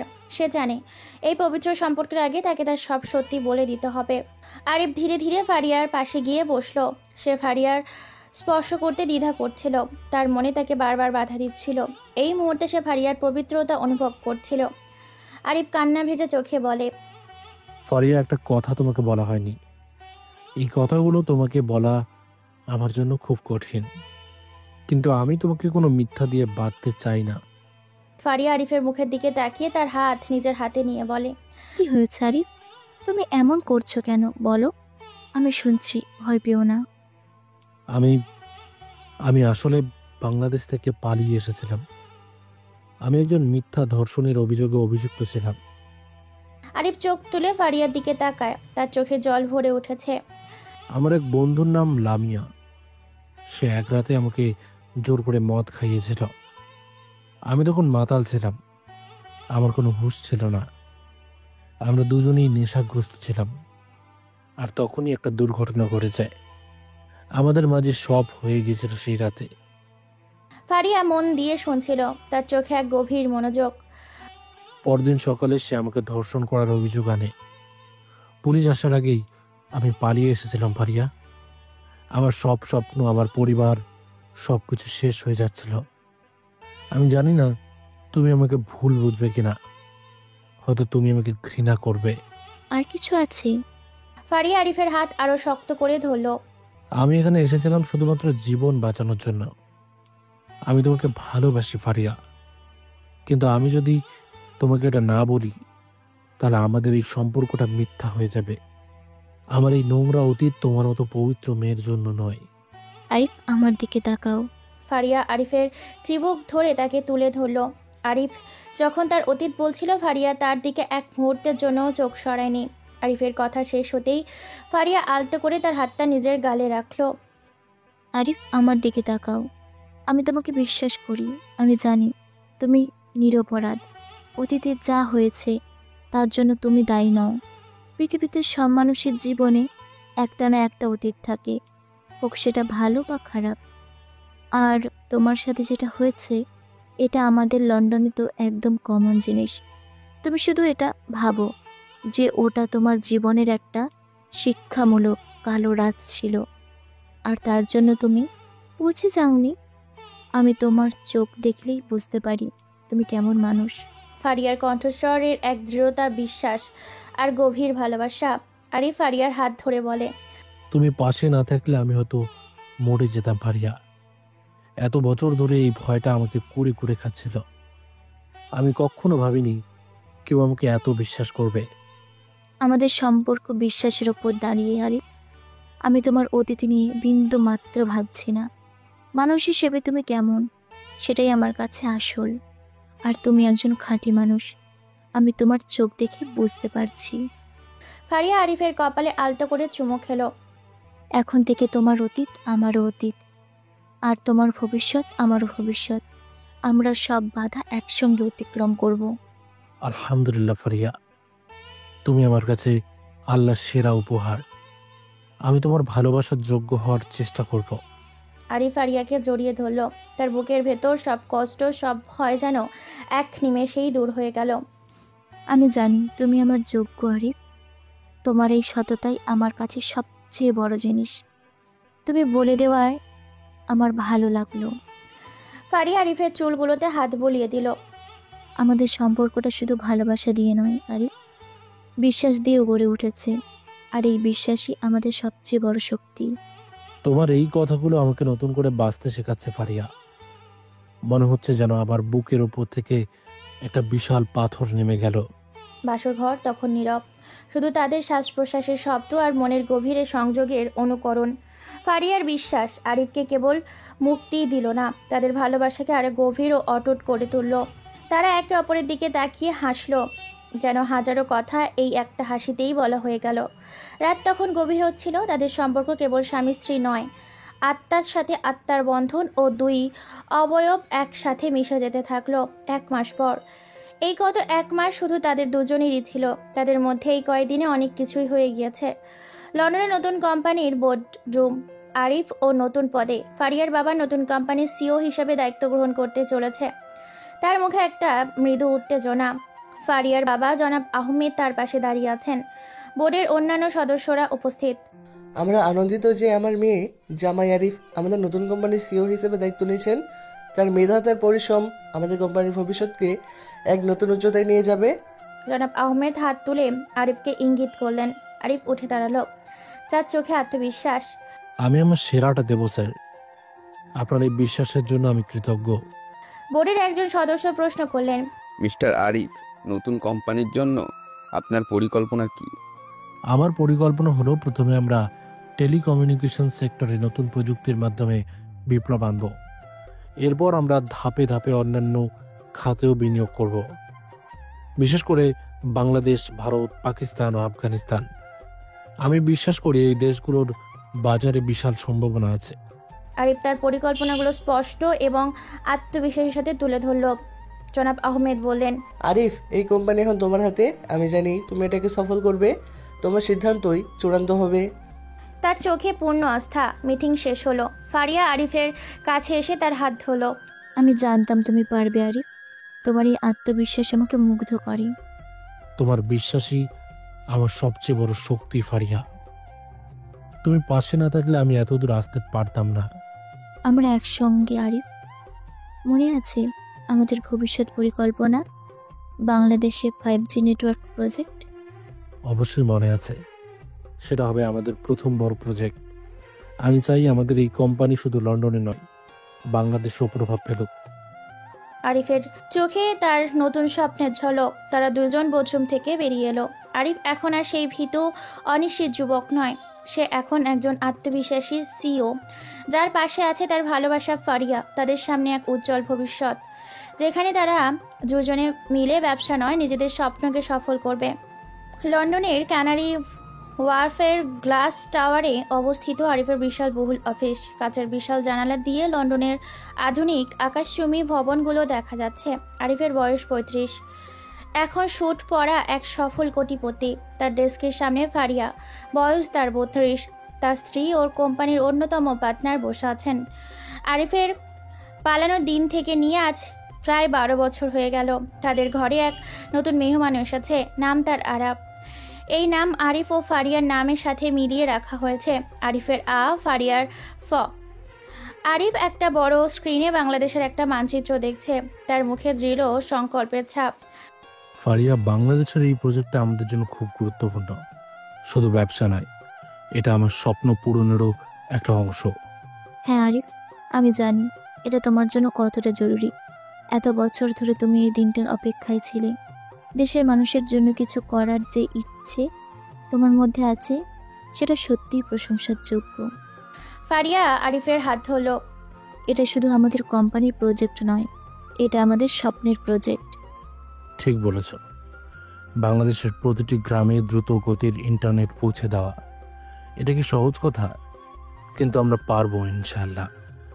আমি চাই দেশের মানুষ প্রযুক্তির দিক থেকে পিছিয়ে না থাকুক। এটা আমার মাটি, আমার জন্মভূমি। আর তুমি জানো, আমি সবসময় তোমার পাশে আছি। বাবার সাথেও কথা বলেছি, তিনি চান আমরা দ্রুতই বাংলাদেশে যাই। ওখানে কিছু অফিসিয়াল কাজও আছে। হ্যাঁ জানি, সব প্রস্তুতি নেওয়া হয়েছে তো? সব প্রস্তুত, আমাদের টিমও তৈরি, শুধু তোমার সবুজ সংকেতের অপেক্ষা। আরিফ চেয়ারে হেলান দিয়ে চোখ বন্ধ করল। 12 বছর আগেকার সেই ঢাকা, সেই ভয়ঙ্কর রাত, সেই পালাতক আরিফ, সব যেন এক নিমেষেই ভেসে উঠল। আজ সে লন্ডনের সফলতম ব্যবসায়ী, কিন্তু তার অতীতের ভূত আজও তাকে তাড়া করে। সে একটা দীর্ঘশ্বাস ফেলল। ফারিয়ার হাতটা আরও শক্ত করে ধরল। ইনশাআল্লাহ আমরা সফল হব, এবার বাংলাদেশেও আমরা ইতিহাস তৈরি করব। আমরা করবো আরিফ, একসঙ্গে। তাদের আলোচনায় একটা দৃঢ় প্রত্যয় ছিল। বাংলাদেশের জন্য তাদের এই স্বপ্নটা শুধু একটা বাণিজ্যিক প্রজেক্ট ছিল না, ছিল আরিফের শিকড়ের প্রতি ভালোবাসা, তার নিজের দেশের প্রতি কর্তব্যবোধ। লন্ডনের ঝলমল শহরে বসেও তাদের মন পড়েছিল জন্মভূমিতে। পরদিন সকালে ঢাকা হজরত শাহজালাল আন্তর্জাতিক বিমানবন্দর। আন্তর্জাতিক টার্মিনালের বাইরে মানুষের জটলা, সাংবাদিক আর নিরাপত্তা কর্মীর ভিড়। আরিফ ও ফারিয়াত বিমান থেকে নেমে ইমিগ্রেস পার হচ্ছিল। তখন থেকেই তাদের ঘিরে ছিল এক ভিন্ন রকম উত্তেজনা।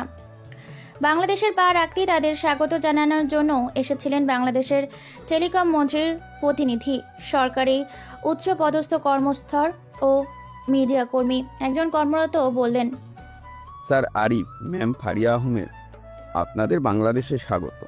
আমাদের দেশ আপনার আগমনে ধন্য। ধন্যবাদ। বাংলাদেশের মাটিতে আবার পা রাখতে পেরে আমি সত্যিই আনন্দিত। তার চোখে এক আবেগ কাজ করছিল, ফারিয়ার মুখেও ছিল উজ্জ্বল হাসি।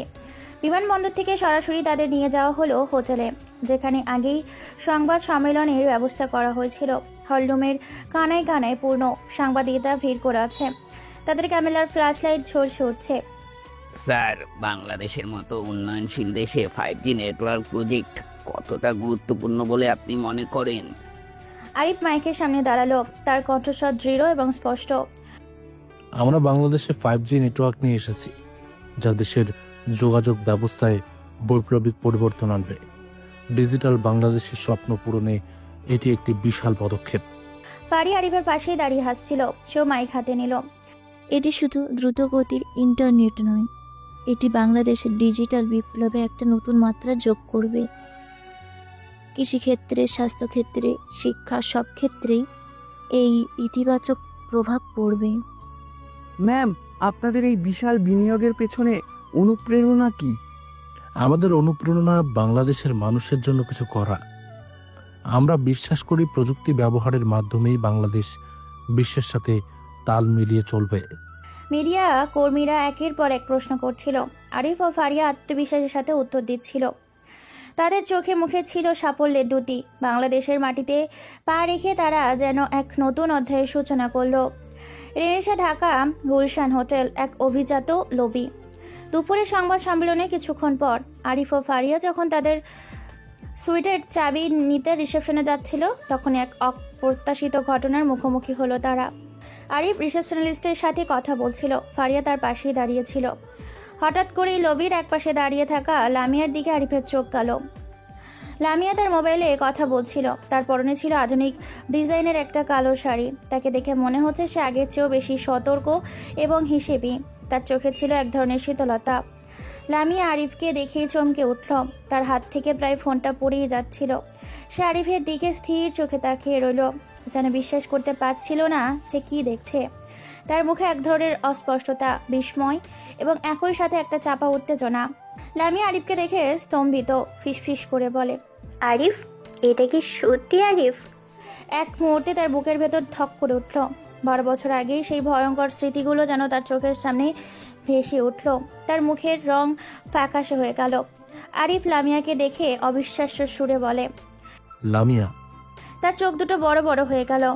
ফারিয়া আরিফের মুখের দিকে তাকালো, তার চেহারার পরিবর্তন দেখে অবাক হলো। আরিফ, কি হয়েছে? তুমি এমন করছো কেন? আরিফ কোনো উত্তর দিতে পারল না, তার চোখ তখনও লামিয়ার দিকে। লামিয়া দ্রুত নিজেকে সামলে নিল, তার চোখে ভয়ের পরিবর্তে এক দ্রুত হাসি দেখা দিল। লামিয়া দ্রুত লমির অন্য কোনায় গিয়ে হাঁটা দিল, যেন আরিফকে দেখেনি, কিন্তু আরিফ জানে লামিয়া তাকে দেখেছে। তার মনে এক চাপা ভয় আবারও মাথা চাড়া উঠল। এত বছর পর এইখানে, এই হোটেলের লবিতে নিয়তি আবার তাদের মুখোমুখি করলো। কিছুক্ষণ পর আরিফ ও ফারিয়া তাদের সুটেটে না গিয়ে সরাসরি হোটেলের কফি শপে এসে বসলো।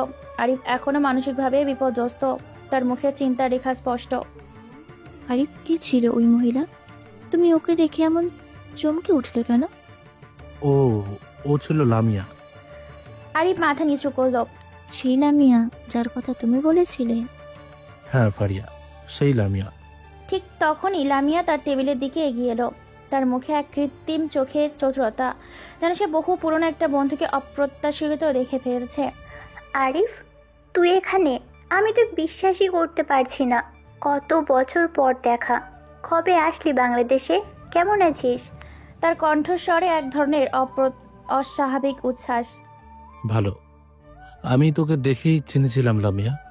হ্যাঁ, গতকাল এসেছি। আরিফের চোখে তখন ফারিয়ার দিকে। সে দেখছিল ফারিয়া কিভাবে প্রতিক্রিয়া দেখায়। আপনি কে? ফারিয়া সরাসরি লামিয়ার দিকে তাকালো। তার কণ্ঠস্বরে একটা চাপা প্রশ্ন। আমি লামিয়া, আরিফের পুরনো বন্ধু। আপনি? বলে ফারিয়ার হাত বাড়ালো।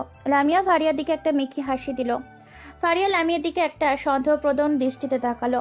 সে লামিয়ার হাত ধরলো বটে, কিন্তু তার চোখে ছিল স্পষ্ট অবিশ্বাস। তার মনে হলো এই মহিলার পেছনে অন্য কোনো উদ্দেশ্য আছে। ফারিয়া লামিয়ার এই অতিরিক্ত বন্ধুত্বপূর্ণ আচরণের সন্ধান হয়ে উঠল। হ্যাঁ, আমি ফারিয়া। আপনার সাথে পরিচিত হয়ে ভালো লাগলো। আরিফ, তুই তো দেখতে অনেক বদলে গিয়েছিস। তুই কি লন্ডনে থাকিস? আর কি করছিস আজকাল? লামিয়া একের পর এক প্রশ্ন করতেই লাগলো, যেন আরিফকে তার অতীত থেকে টেনে বের করতে চাইছে। আরিফ স্বাভাবিক থাকার চেষ্টা করে। হ্যাঁ, লন্ডনে একটা কোম্পানি চালাচ্ছি। আরিফ সংক্ষেপে উত্তর দিল। ফারিয়া মনে মনে বলে, এই মহিলার উদ্দেশ্য কি? আরিফকে এত সহজে ছেড়ে দেবে না মনে হচ্ছে। ফারিয়া লামিয়ার দিকে সতর্ক দৃষ্টিতে তাকালো। তার মন বলছিল এই পুনর্মিলন মোটেও সাধারণ নয়। আরিফ, ফারিয়া ও লামিয়া নৈশভোজ করছিল। আরিফের চেহারা একটা চাপা উত্তেজনা ছিল, কিন্তু সে নিজেকে শান্ত রাখার চেষ্টা করছিল। ফারিয়া আরিফের হাত ধরে আশ্বস্ত করার চেষ্টা করছিল। ফারিয়া সরাসরি লামিয়ার দিকে তাকালো। তাহলে আপনিই সেই মেয়ে যে আমার স্বামীর ওপর ধর্ষণের মিথ্যে অভিযোগ করেছিলেন? আমি জানি সেটাতে কি হয়েছিল। আপনি তো আরিফকে মদ পানির জন্য জোর করেছিলেন, আর নেশাগ্রস্ত অবস্থায় সব কিছু ঘটেছিল। লামিয়ার মুখটা এক মুহূর্তে ফাঁকাশ হয়ে গেল। তারপর দ্রুত সামলে নিয়ে মুখে একটা কৃত্রিম হাসি টেনে বলে, কি বলছেন ফারিয়া? আরিফ আপনাকে এসব বলেছে? সে সব মিথ্যা বলেছে। আসলে সেই রাতে কী হয়েছিল সেটা আমি ছাড়া আর কেউ জানে না। সে আমাকে জোর করেছিল, মদ্যপান অবস্থায় আমার সাথে খারাপ ব্যবহার করেছিল, আর এখন আপনার কাছে নিজেকে সাধু প্রমাণ করার জন্য আমাকেই দোষারোপ করছে। লামিয়া চোখে তখন তীব্র ঘৃণা আর চাতুর্য। আরিফ থপ করে তার টেবিলের ওপর হাত রেখে বলে, মিথ্যা কথা বলছিস কেন লামিয়া? তুই জানিস আসল সত্যিটা কি? তুই আমাকে ব্ল্যাকমেল করার চেষ্টা করছিস। ব্ল্যাকমেল? কিসের ব্ল্যাকমেল? আমি তো সত্যটা বলছি। লামিয়া, আমার স্বামী একজন সফল মানুষ। তার কি আপনাকে ব্ল্যাকমেল করার দরকার আছে? আর যদি কিছু হয়েই থাকে, কেন আপনি এতদিন চুপ ছিলেন? চুপ ছিলাম কারণ আমি ভয় পেয়েছিলাম আমার জীবন নষ্ট হয়ে যাচ্ছিল। আর আরিফ, তুই তো জানিস তুই কি করেছিলি। এখন ফারিয়ার কাছে ভালো সাজার চেষ্টা করছিস কেন? লামিয়া নাটকীয়ভাবে নিজের চোখ মুছে নিল। তার কান্না আটকাচ্ছে। এই ছেলেটা খুব খারাপ। ও সব পারে। আমাকে ধর্ষণ করে সেদিন পালিয়ে গিয়েছিল। ফারিয়া, ওকে বিশ্বাস করো না। ও সব মিথ্যা বলছে। ও আমার জীবনটা নষ্ট করে দিতে চেয়েছিল। আরিফের মুখে হতাশা। ফারিয়া লামিয়া আর আরিফের দিকে তাকিয়ে সব কিছু বোঝার চেষ্টা করছিল। লামিয়ার অভিনয় সে ধরতে পারছিল। আপনার এই অভিনয় আমাকে মুগ্ধ করেছে লামিয়া আপা, কিন্তু একটা কথা পরিষ্কার, আমি আমার স্বামীকে বিশ্বাস করি। তার অতীত আমি জানি, আর জানি সে নির্দোষ। তাই আপনার এই অভিযোগের কোনো ভিত্তি নেই। লামিয়ার আগে দাঁতে দাঁত পিষে বলে, আরিফ, তুই আমার জীবন নষ্ট করেছিস, আর এখন তুমি সুখে থাকবে সেটা আমি হতে দিব না। আমি এর শেষ দেখে ছাড়বো। লামিয়া চেয়ার ছেড়ে দ্রুত উঠে দাঁড়ালো। তার চোখ দুটো রাগে লাল। আমি দেখিয়ে দিব কে সত্যি আর কে মিথ্যে। লামিয়ার এক মুহূর্ত না দাঁড়িয়ে সেখান থেকে প্রায় ছুটে বেরিয়ে গেল। আরিফ আর ফারিয়া একে অপরের দিকে তাকালো। আরিফের মুখে দুশ্চিন্তার কালো মেঘ, ফারিয়া চোখে দৃঢ়তা। তারা জানতো লামিয়া এমন হুমকিটাই সত্যি করতে পারে। ঢাকার একটি গোপন আস্তানা, গুলশান এলাকায় একটি পুরনো অ্যাপার্টমেন্ট। ফ্ল্যাটটা অন্ধকার, ভাঙাচোরা আসবাবপত্র আর সিগারেটের গন্ধ। জানালার পর্দাগুলো টানা, বাইরে থেকে কোনো আলো আসছে না। গভীর রাত, লামিয়া সেখান থেকে ফিরে তার গোপন আস্তানায় এসে রাগে উন্মাদ হয়ে উঠেছিল। ফারিয়ার সামনে আরিফের পক্ষে কথা বলাটা তাকে আরও খেপিয়ে তুলেছে। সে পায়চারি করছিল, তার সিগারেট টানছিল, তার মনে প্রতিশোধের আগুন জ্বলছিল। ও সাহস পায় কি করে? আমার দিকে আঙুল তোলার সাহস পায় কি করে? আরিফ সব বলে দিয়েছে ওকে। আমাকে মিথ্যাবাদী বলার সাহস? ওকে আমি ছাড়বো না, ওকে শেষ করে দিব। তার হাত কাঁপছে, সিগারেট দ্রুত টানছে আর ধোঁয়া উড়াচ্ছে। ফোনটা হাতে নিয়ে ডায়াল পেডে কিছু নাম্বার চাপলো।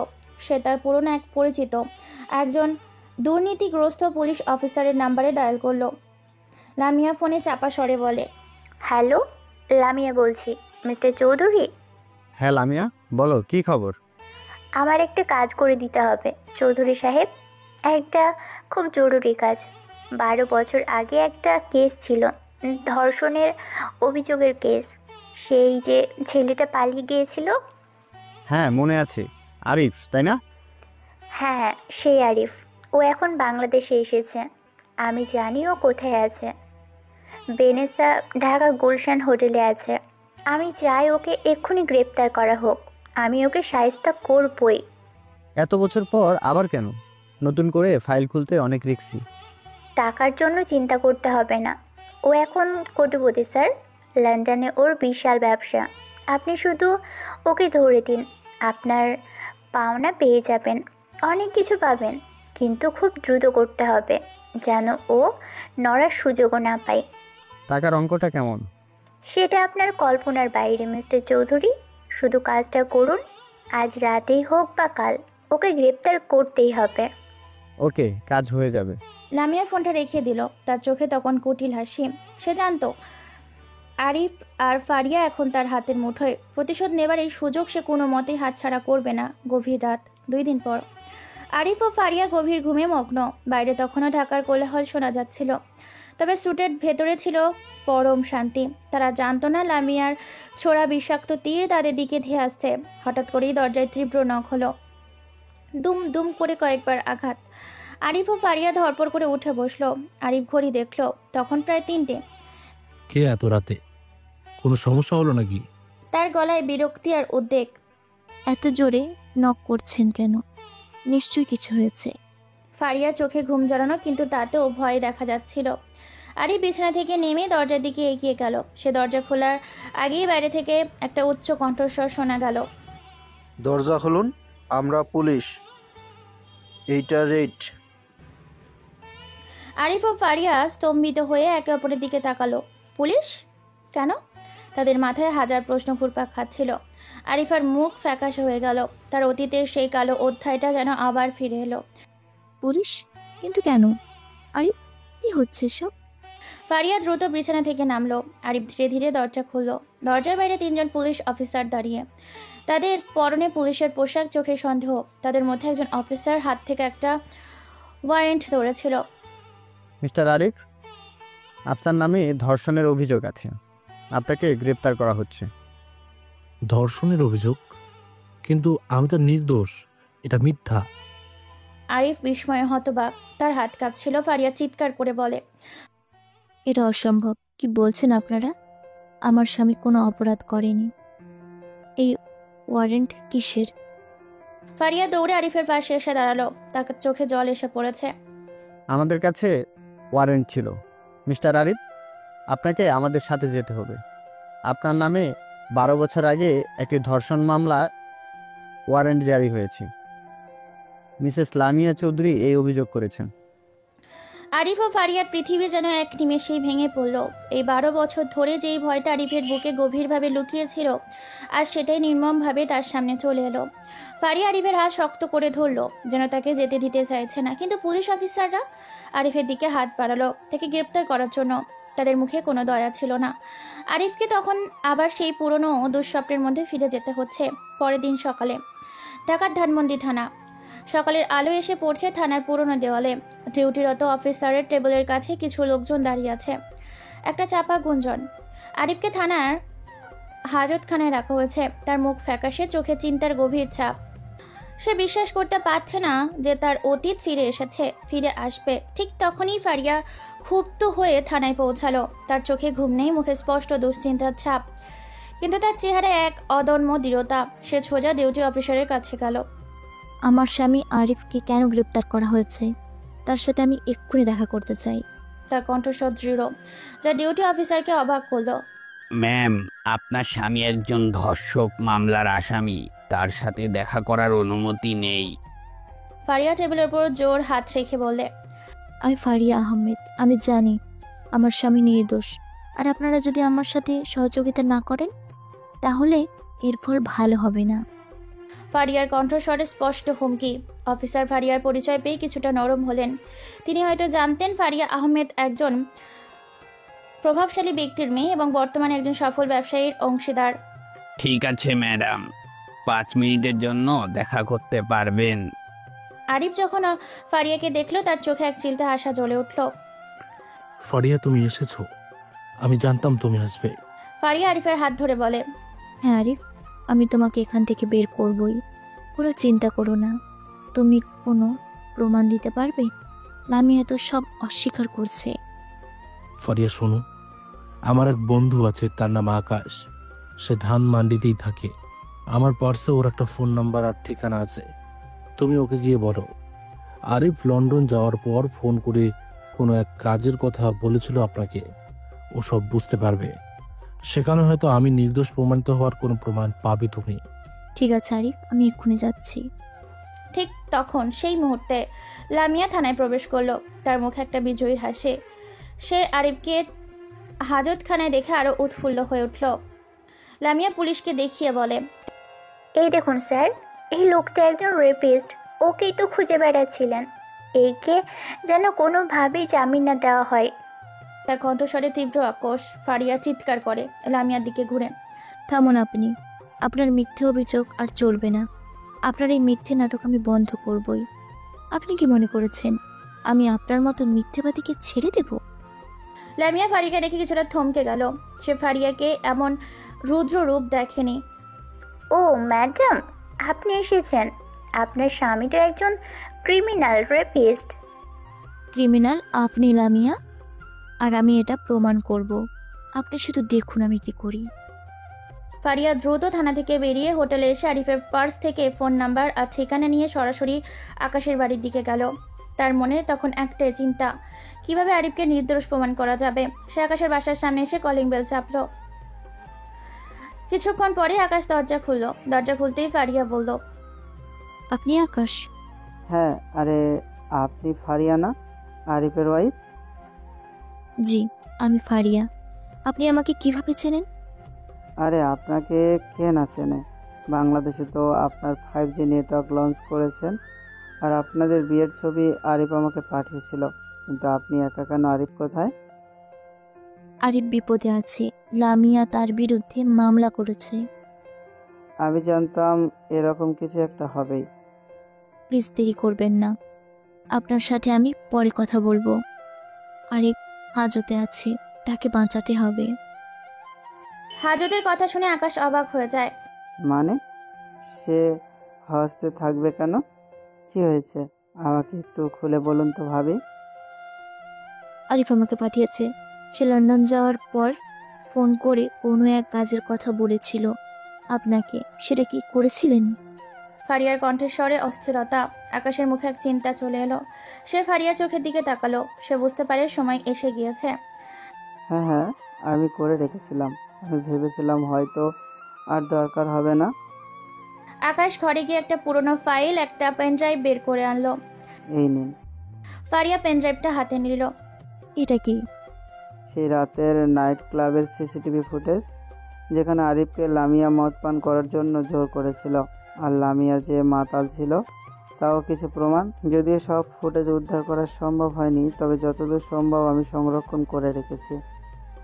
ফারিয়া আকাশের কাছে কৃতজ্ঞতা প্রকাশ করে দ্রুত সেখান থেকে বেরিয়ে আইনজীবীর চেম্বারে গেল।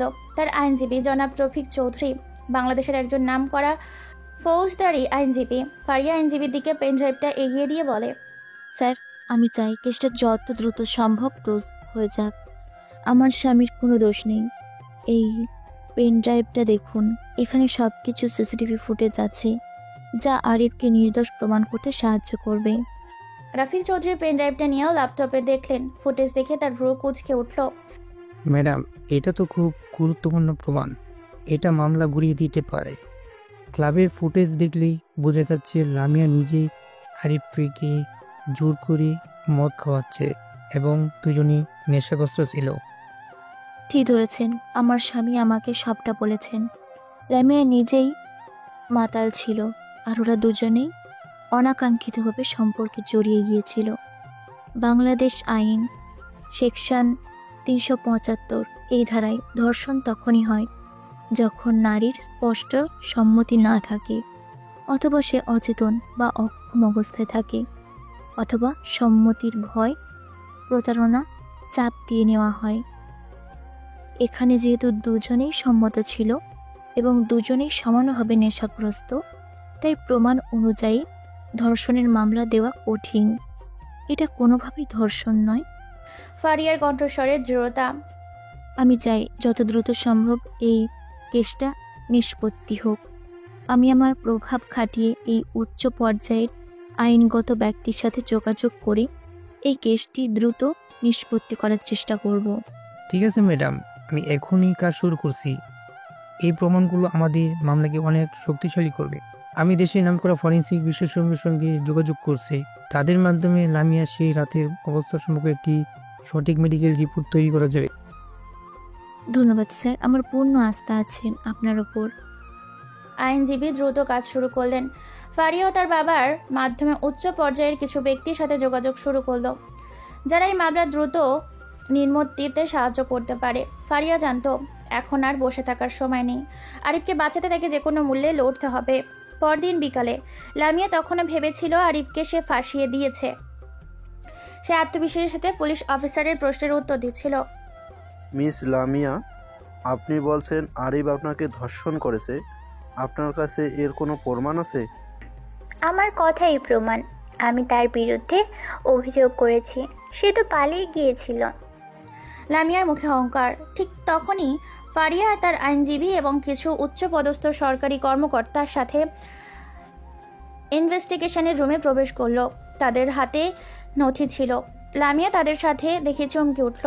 তার মুখে আত্মবিশ্বাসের হাসিটা এক নিমেষেই মিলিয়ে গেল। অফিসার, আমাদের কাছে কিছু নতুন প্রমাণ আছে। আমরা এই মামলার সত্যটা বের করতে চাই। ফারিয়া লামিয়ার দিকে তাকালো, তার চোখে তীব্র চ্যালেঞ্জ। লামিয়া, আপনার সেই রাতের মেডিকেল রিপোর্ট আর সেই ক্লাবের সিসিটিভি ফুটেজ দেখলেই প্রমাণ হয়ে যাবে আপনারা দুজনেই নেশাগ্রস্ত ছিলেন। আপনি তো তাকে মদ খাইয়েছিলেন জোর করে। লামিয়া স্তম্ভিত হয়ে বলে, কি? এটা কিভাবে সম্ভব? ক্লাবের ফুটেজ? ওগুলো তো অনেক পুরনো। লামিয়ার গলা দিয়ে যেন কোনো শব্দ বের হচ্ছিল না।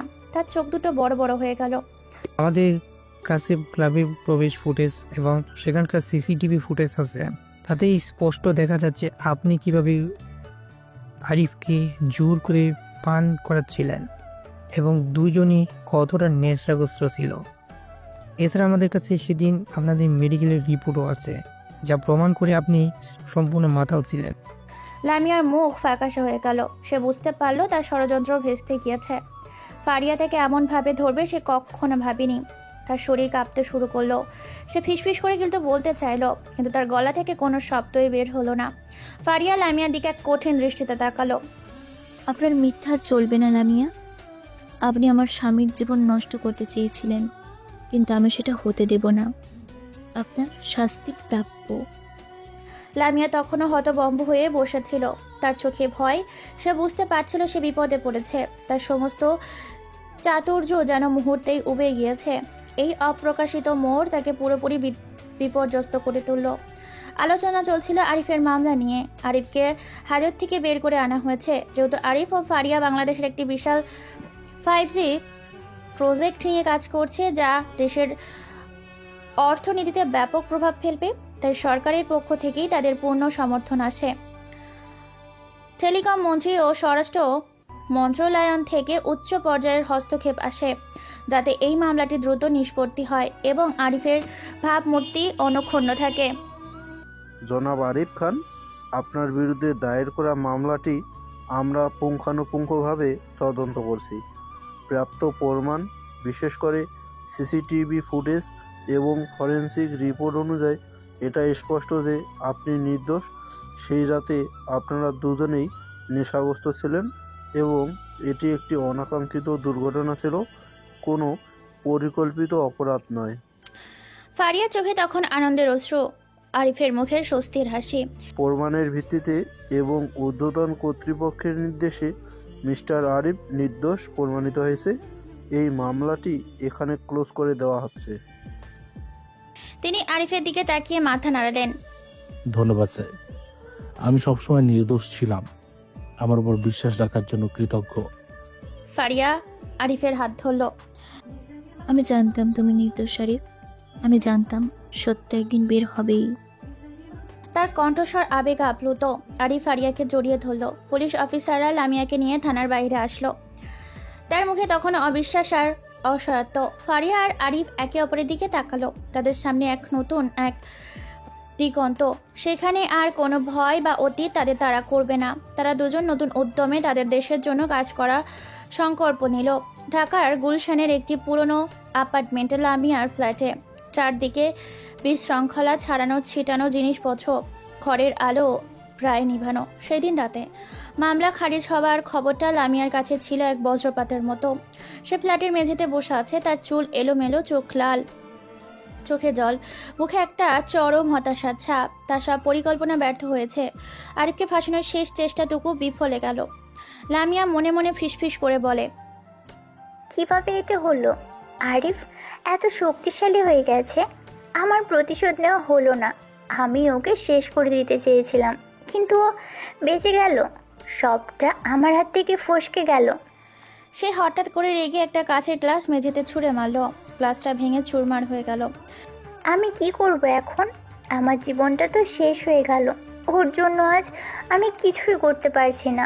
তার ফোনটা বাজছিল, কিন্তু সে ফোন ধরার কোনো ইচ্ছেই দেখাচ্ছিল না। সে জানে এই মুহূর্তে কেউ তার পাশে নেই। তার সব চতুরতা, তার ষড়যন্ত্র ব্যর্থ হয়েছে। তার জীবনে আর কোনো উদ্দেশ্য নেই, কোনো ভবিষ্যৎ নেই। এক অনিশ্চিত আধার তাকে ঘিরে ফেলেছে। এত বছর ধরে এই দিনটার জন্যই অপেক্ষা করছিলাম। ভেবেছিলাম আরিফকে শেষ করে দেব, কিন্তু ও আরও বড় হয়ে ফিরে এসেছে। আমার কাছে আর কিছুই নেই, সব শেষ। তার জীবন যেন এক নতুন অনিশ্চয়তার মুখে দাঁড়িয়েছে। তার এই ক্রোধ আর হতাশা তাকে ক্রমশ গ্রাস করছিল। সে জানতো না তার জন্য কি অপেক্ষা করছে। তার অতীত ফুলের পরিমাণ তাকে এখন ভোগ করতে হবে। ঢাকার একটি অভিজাত ইটালিয়ান রেস্তোরাঁ, ফ্লোরেন্স ভিলা, নরম আলো আর খান্ডেলের রোমান্টিক পরিবেশ, চারপাতে মৃদু গুঞ্জন। 3 দিন পর এক দুপুরে খাবারের সময় আরিফ ও ফারিয়া এক কোনার টেবিলে বসে দুপুরের খাবার খাচ্ছিল। আরিফের মুখে কিছুটা স্বস্তি দেখা গেলেও তার চোখে লামিয়ার বিরুদ্ধে একটা চাপা ক্ষোভ কখনো ছিল। ফারিয়া, জানো সেই রাতটা ছিল আমার জীবনের সবচেয়ে কঠিন রাত। মনে হচ্ছিল আবার সেই দুঃস্বপ্নের মধ্যে ফিরে যাচ্ছি। আমি জানি আরিফ, কিন্তু দেখো সব ঠিক হয়ে গেছে। আমরা একসঙ্গে সব সামলে নিয়েছি। ফারিয়া আরিফের হাত ধরে আশ্বস্ত করলো। ঠিক তখনই লামিয়া রেস্তোরাঁয়ের দরজায় প্রবেশ করলো। সে সম্ভবত অন্য কাউকে খুঁজতে এসেছিল, কিন্তু আরিফ ও ফারিয়াকে দেখে তার চোখ দুটো বড় বড় হয়ে গেল। লামিয়া তাদের দেখে দ্রুত চোখ নামিয়ে নিল, যেন তাদের এড়িয়ে যেতে চাইছে। আরিফ লামিয়াকে দেখে রাগে ফুঁসে উঠল। তার মুখটা শক্ত হয়ে গেল। ওকে দেখো, ওর মুখের দিকে আজও তাকাতে ঘৃণা হচ্ছে আমার। মনে হচ্ছে ওকে এক্ষুনি জিজ্ঞেস করি কেন সে আমার জীবনটা এভাবে নষ্ট করতে চেয়েছিল। আরিফের হাতে ধরা কাচের গ্লাসটা প্রায় বেঁকে যাচ্ছিল। ফারিয়া শান্তভাবে আরিফের হাত ধরে বলে, বাদ দাও আরিফ, সব শেষ। ওকে দেখে তোমার মূল্যবান মুহূর্তগুলো নষ্ট করো না। ও তার প্রাপ্য শাস্তি পেয়েছে, ওর থেকে দূরে থাকাই ভালো। লামিয়া দ্রুত অন্যদিকে মুখ ঘুরিয়ে নিয়ে চলে যাবার চেষ্টা করলো। তার পদক্ষেপগুলো ছিল দ্রুত এবং অস্থির। সে একেবারের জন্য তাদের দিকে সরাসরি তাকানোর সাহস পেল না। তার মনে তখন লজ্জা আর ভয় কাজ করছিল। ফারিয়া, বিশ্বাস করতে পারছো না, এই মহিলাটা আমার জীবনটা নরক বানিয়ে দিয়েছিল, আর এখন সেভাবে পাশ কাটিয়ে চলে যেতে চাইছে। ওর থেকে দূরে থাকো আরিফ, ও তোমার শান্তি নষ্ট করার যোগ্য নয়। এখন শুধু সামনের দিকে তাকাও, তোমার জন্য একটা উজ্জ্বল ভবিষ্যৎ অপেক্ষা করছে। ফারিয়া আরিফের গালে আলতো করে হাত বুলিয়ে দিল। আরিফ একটা দীর্ঘ নিঃশ্বাস ফেলল। সে জানে ফারিয়া ঠিকই বলেছে, কিন্তু তার মনের ভিতরে সেই ক্ষোভটা এখনো পুরোপুরি দূর হয়নি। তবে ফারিয়ার উপস্থিতি তাকে অনেকটাই শান্ত করেছিল। লামিয়াকে দেখে তার রাগ হলেও ফারিয়ার কথা শুনে নিজেকে কিছুটা সামলে নিতে পারল। সন্ধ্যার সময় আরিফ হোটেলের ব্যালকনিতে দাঁড়িয়ে গভীর শ্বাস নিচ্ছিল। সে তার দিকে তাকিয়ে থাকা শহরটাকে দেখছিল, যেন জীবনের সব জটিলতা থেকে মুক্তি পেতে চাইছে। ফারিয়া এসে তার পাশে দাঁড়ালো। ফারিয়া, জানো, এত বছর ধরে একটা পাথর বুকে চেপে রেখেছিলাম। সেই কালো রাতের স্মৃতি, লামিয়ার মিথ্যা অভিযোগ, পলায়ন, সবকিছুই আমাকে তাড়া করে বেড়াতো। আজ মনে হচ্ছে সেই পাথরটা সরে গেল। আমি আজ সত্যিই মুক্ত ফারিয়া। হ্যাঁ আরিফ, তুমি স্বাধীন। তোমার কোনো দোষ ছিল না, আর সেটা আজ প্রমাণ হয়েছে। তোমার পাশে আমি সবসময় আছি আর থাকবো। ফারিয়া আরিফের হাত ধরল। তোমার এই কষ্টগুলো আমি অনুভব করতে পারি, কিন্তু এখন তুমি তোমার সবটুকু শক্তি নিয়ে সামনে এগিয়ে যেতে পারবে। তুমি পাশে না থাকলে আমি হয়তো এই লড়াইটা লড়তেই পারতাম না ফারিয়া। তোমার বিশ্বাসই আমাকে সাহস দিয়েছে। তোমার এই মুক্তি শুধু তোমার একার নয়, আমাদের দুজনের। আমাদের সম্পর্কটা এখন আরো শক্তিশালী হলো। আমরা একসঙ্গে যে কোনো বাধা পেরোতে পারবো। ফারিয়া আরিফের মাথায় আলতো করে হাত বুলিয়ে দিল। জানি না লামিয়া কেন এমনটা করেছিল, কেন তো হিংসা তার মধ্যে, কিন্তু এখন আর সেসব ভেবে লাভ নেই। আমার এখন শুধু আমাদের ভবিষ্যৎ আর বাংলাদেশের জন্য কাজ করার কথা মনে হচ্ছে। ঠিক তাই। এখন আমাদের একমাত্র লক্ষ্য হবে বাংলাদেশের 5G প্রজেক্টটাকে সফল করা, আর আমাদের সন্তান আরফকে একটা সুন্দর ভবিষ্যৎ উপহার দেওয়া। আরিফ ফারিয়ার দিকে তাকিয়ে হাসলো। তার চোখে তখন সত্যিকারের শান্তি। দীর্ঘদিনের সেই চাপা ক্ষোভ আর ভয় থেকে সে আজ সম্পূর্ণ মুক্তি পেল। তাদের ভালোবাসার বন্ধন যেন আরো দৃঢ় হলো। এখন শুধু সামনে এগিয়ে যাওয়ার পালা ফারিয়া। সব বাধা পার করে যাব, আর কোনো অতীত আমাকে আটকাতে পারবে না। আমরা একসঙ্গে আরিফ, সব সময়। তুমি আর আমি মিলে সব স্বপ্ন পূরণ করব। ঠিক তখনই আরিফের ফোনটা বেজে উঠল। স্ক্রিনে ভেসে উঠল আরাফের ছবি। তাদের 9 বছরের ছেলে আরাফ কল করেছে। আরিফ ভিডিও কল রিসিভ করলো। আরিফের মুখে এক ঝলকের হাসি। আরাফ, বাবা কেমন আছো? আব্বু, তুমি কবে আসবে? তোমার সাথে আমি ভিডিও গেম খেলতে চাই। তোমাকে অনেক মিস করছি। আরাফের মিষ্টি কণ্ঠস্বর। ফারিয়াও স্ক্রিনে হাত নাড়ালো। আর আমাকে মিস করছিস না বুঝি? মা, তোমাকেও খুব মিস করছি। কতদিন হয়ে গেল তুমি আমাকে আদর করে ঘুম পড়িয়ে দাও না, গান শোনাও না, গেম খেলতে পারছি না। আমার আর ভালো লাগছে না। তোমরা তাড়াতাড়ি চলে আসো। হ্যাঁ বাবা, আমরা খুব তাড়াতাড়ি আসবো। আমাদের কাজ শেষ করেই আসবো। তুমি ভালো করে পড়াশোনা করো, আর নানিমণির কথা শুনবে, কেমন? আর আমরা খুব তাড়াতাড়ি এসে তোমার সব অভিযোগ দূর করে দেব। ঠিক আছে পাপা, রাখছি। নানু ডাকছে আমাকে। কল কেটে গেল। আরিফ ও ফারিয়া একে অপরের দিকে তাকিয়ে হাসলো। তাদের সন্তান, তাদের ভবিষ্যৎ, সব যেন তাদের সামনে পরিষ্কার। আরাফের জন্য আমাদের আরো অনেক কিছু করতে হবে ফারিয়া। হ্যাঁ আরিফ, আমাদের এই প্রজেক্ট বাংলাদেশের জন্য যেমন গুরুত্বপূর্ণ, তেমনি আমাদের পরিবারের জন্য। আমরা সফল হবই।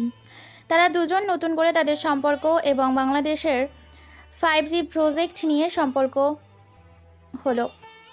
তাদের চোখে তখন আর অতীতের কোনো ছায়া ছিল না, ছিল শুধু ভবিষ্যতের উজ্জ্বল আলো। তারা একসঙ্গে নতুন করে সবকিছু শুরু করার প্রস্তুতি। পরের দিন সকালে ঢাকার বঙ্গবন্ধু আন্তর্জাতিক সম্মেলন কেন্দ্রের বিশাল সম্মেলন কক্ষ, সারি সারি চেয়ার, ঝলমরে আলো, মঞ্চে বিশাল LED স্ক্রিন, যেখানে ডিজিটাল বাংলাদেশ এবং 5G নেটওয়ার্ক লেখা লোগো জ্বলজ্বল করছে। কক্ষটি কণায় কণায় পূর্ণ। আরিফ ও ফারিয়া মঞ্চে দাঁড়িয়ে আছে। তাদের পাশে টেলিকম মন্ত্রী, তথ্য প্রযুক্তি প্রতিমন্ত্রী, সরকারি উচ্চপদস্থ কর্মকর্তা এবং দেশের শীর্ষস্থানী ব্যবসায়ীরা উপস্থিত। মিডিয়া কর্মীরা অবিরাম ছবি তুলছে। ফ্ল্যাশ লাইটের ঝলকানি চলছে। অডিয়েন্সের মাধ্যমে তুমুল তর্কাতর্কি শুরু হয়েছে। বিভিন্ন বন্যার আর স্লোগান দেখা যাচ্ছে। ডিজিটাল বাংলাদেশ, আরিফ ফারিয়া জিন্দাবাদ। আরিফ মাইকের সামনে এসে দাঁড়ালো। তার কণ্ঠস্বর দৃঢ় এবং আবেগপূর্ণ। আজ বাংলাদেশের জন্য একটা ঐতিহাসিক দিন। আমরা আনন্দিত যে বাংলাদেশের মানুষের জন্য আমরা এই অত্যাধুনিক 5G প্রযুক্তি নিয়ে আসতে পেরেছি। এই নেটওয়ার্ক শুধু দ্রুতগতির ইন্টারনেট দেবে না, এটি দেশের প্রতিটি মানুষকে জীবনযাত্রার আমূল পরিবর্তন আনবে। শিক্ষা, স্বাস্থ্য, কৃষি, অর্থনীতি সব ক্ষেত্রেই এটি বিপ্লব ঘটাবে। আরিফের কথা শেষ হতেই আবারও তুমুল করতালি। ফারিয়া আরিফের পাশে এসে দাঁড়ালো, তার মুখে আত্মবিশ্বাসী হাসি। এটি দেশের উন্নয়নের এক নতুন মাইলফলক। আমরা বিশ্বাস করি ডিজিটাল বাংলাদেশ গড়ার স্বপ্ন বাস্তবায়নে এটি এক বিশাল পদক্ষেপ। আমাদের কোম্পানি বাংলাদেশের মানুষের পাশে আছে এবং থাকবে।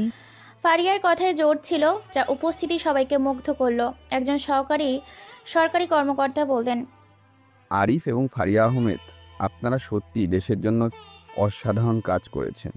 আপনাদের এই অবদান চিরস্মরণীয় হয়ে থাকবে। আমরা আপনাদের সবার সমর্থন ছাড়া এত দূর আসতে পারতাম না। এই প্রজেক্ট আমাদের সবার। হ্যাঁ, আমরা একসাথে কাজ করি বাংলাদেশের প্রতিটি কোণে এই প্রযুক্তির আলো পৌঁছে দেব। এরপর 5G নেটওয়ার্কের শুভ উদ্বোধন ঘোষণা করা হলো। মঞ্চে বসানো একটি বড় প্রতীকে বাটন চাপের সাথে সাথেই আল ইউ স্ক্রিনে লাল রঙের 5G লোগো জ্বলে উঠল। সম্মেলন কক্ষে তুমুল করতালি এবং স্লোগানে মুখরিত হয়ে উঠল। আরিফ ও ফারিয়া একে অপরের দিকে তাকিয়ে হাসলো। দুপুরের মধ্যে বাংলাদেশের সমস্ত টেলিভিশন চ্যানেল এবং সংবাদপত্র জুড়ে আরিফ ও ফারিয়ার সাফল্যের খবর ফলাও করে প্রচার করা হচ্ছিল। তাদের ছাপা ছবি হচ্ছিল বড় বড় হেডলাইন। ব্রেকিং নিউজ, কোটিপতি দম্পতি মিস্টার আরিফ ও ফারিয়া আহমদের হাত ধরে বাংলাদেশে প্রবেশ করলো এক নতুন ডিজিটাল যুগে। আজ সকালে 5G নেটওয়ার্কের উদ্বোধন করা হয়েছে, যা দেশের ইতিহাসে এক নতুন মাইলস্টোন স্থাপন করলো। অন্য একটি চ্যানেলে চলছিল আলোচনা। আরিফ শুধু একজন সফল ব্যবসায়ী নয়, তিনি একজন দূরদর্শী নেতা। তার অতীত জীবনে সংগ্রাম হয়তো অনেকেই জানে না, কিন্তু আজ তিনি তার মেধার পরিশ্রমকে নিজে প্রমাণ করেছেন। আর ফারিয়া আহমেদ, তিনি শুধু একজন সফল স্ত্রীর পরিচয় নিয়ে আসেননি, তিনি আরিফের সাফল্যের পেছনে একজন চালিকা শক্তি হিসেবে কাজ করেছেন। তাদের জুটি এখন দেশের নতুন আইকনে পরিণত হয়েছে। সংবাদপত্রগুলি প্রথম পাতায় বড় বড় করে ছাপা ছবি আরিফ ও ফারিয়ার ছবি। ডিজিটাল বিপ্লবে আরিফ ফারিয়ার ঐতিহাসিক ভূমিকা। যুগান্তর, 5G যুগে বাংলাদেশ, নেপথ্যে আরিফ ফারিয়া। দৈনিক ইন্তফাক, কোটিপতি দম্পতি দেশের নতুন স্বপ্নদ্রষ্টা। দেশের প্রতিটি কোণায় আরিফ ও ফারিয়ার নাম ছড়িয়ে পড়ল। তারা এখন শুধু সফল ব্যবসায়ী নয়, দেশের মানুষের কাছে অনুপ্রেরণার একটা নতুন প্রতীক। তাদের সংগ্রামী জীবনের গল্প আর সাফল্যের চূড়ায় আরোহণের কাহিনী মুখে মুখে ফিরছে। দেশের মানুষ তাদের সম্মান জানাচ্ছে, তাদের প্রশংসা করছে। আরিফ তার দীর্ঘদিনের ভয় আর অপমানের বোঝা ছেড়ে ফেলে আজ সত্যিকারের একটা নায়কে পরিণত হয়েছে। এদিকে লামিয়া তার ফ্ল্যাটের মেঝাতে বসা ছিল। তার সামনে রাখা টেলিভিশনের স্ক্রিনে আরিফ ও ফারিয়ার সাফল্যের খবর ফলাও করে প্রচার করা হচ্ছিল। তাদের হাসি মুখ, তাদের প্রতিটি মানুষের ভালোবাসা, সবকিছুই লামিয়ার কাছে বিষের মতো লাগছিল। তার চোখে জল ভরে আসছিল, কিন্তু সেটা অনুশোচনার জল ছিল না, ছিল চরম হতাশা আর ক্রোধের জল। আমি কি করলাম? আমার জীবনটা কেন এমন হলো? কেন আমি ওকে শেষ করতে পারলাম না? ও আজ দেশের হিরো, আর আমি একটা ব্যর্থ মানুষ। আমার সব ষড়যন্ত্র ব্যর্থ হলো। সে নিজের দিকে তাকালো। বিশৃঙ্খল জীবন, একাকিত্ব আর নিজের ভুলগুলোর জন্য অনুশোচনায় তাকে গ্রাস করেছিল। শারিফকে ধ্বংস করতে চেয়েছিল, কিন্তু উল্টো নিজের জীবনটাই ধ্বংস করে ফেলেছে। আমার সব স্বপ্ন, সব আশা ভেঙে গেল। প্রতিশোধ নিতে গিয়ে আমি নিজেই শেষ হয়ে গেলাম। সে তার দিকে তাকিয়ে থাকা আরিফ আর ফারিয়ার হাসি মুখ দেখতে পারছিল না। আমার এই হিংসা আমাকে কোথায় নিয়ে এলো? তার মনে পড়ল আরিফের সেই অসহায় মুখ যখন তাকে ধর্ষণের মিথ্যে অভিযোগ করেছিল। তার মনে পড়ল আরিফের লন্ডনে পালিয়ে যাবার কথা। আজ আরিফ তার চোখের সামনে দেশের হিরো। লামিয়ার জীবন যেন এক নতুন অনিশ্চয়তার মুখে। ঢাকার একটি উঁচু বিল্ডিংয়ের ছাদে ইউফোরিয়া রুপটপ রেস্টুরেন্ট। রাতের ঢাকা শহরের প্যানোরামিক ভিউ। নিচে ঝলমলে আলোয় ঢাকা শহরে জীবন্ত। আকাশে অসংখ্য তারা মিটমিট করে জ্বলছে। রুপটপের মৃদু আলোয় নিরিবিলি পরিবেশ। গভীর রাত। আরিফ ও ফারিয়া ছাদের ওপর দাঁড়িয়ে রাতের ঢাকাকে দেখছে। তারা একে অপরকে জড়িয়ে ধরে আছে। তাদের মুখে এক অনাবিল শান্তি ও গভীর তৃপ্তি। সব বাধা পেরিয়ে তারা আজ এখানে এসে দাঁড়িয়েছে, সফল এবং ভালোবাসায় পূর্ণ। ফারিয়া, তোমার জন্য আমি সব পেরেছি। তোমার বিশ্বাস, তোমার ভালোবাসা না থাকলে কিছুই সম্ভব হতো না। তুমি আমার জীবনকে পূর্ণতা দিয়েছ। আরিফ ফারিয়ার কপালে আলতো করে চুমু খেলো। তুমি আমার শক্তি আরিফ, তোমার পাশে থাকতেই আমি সবচেয়ে খুশি।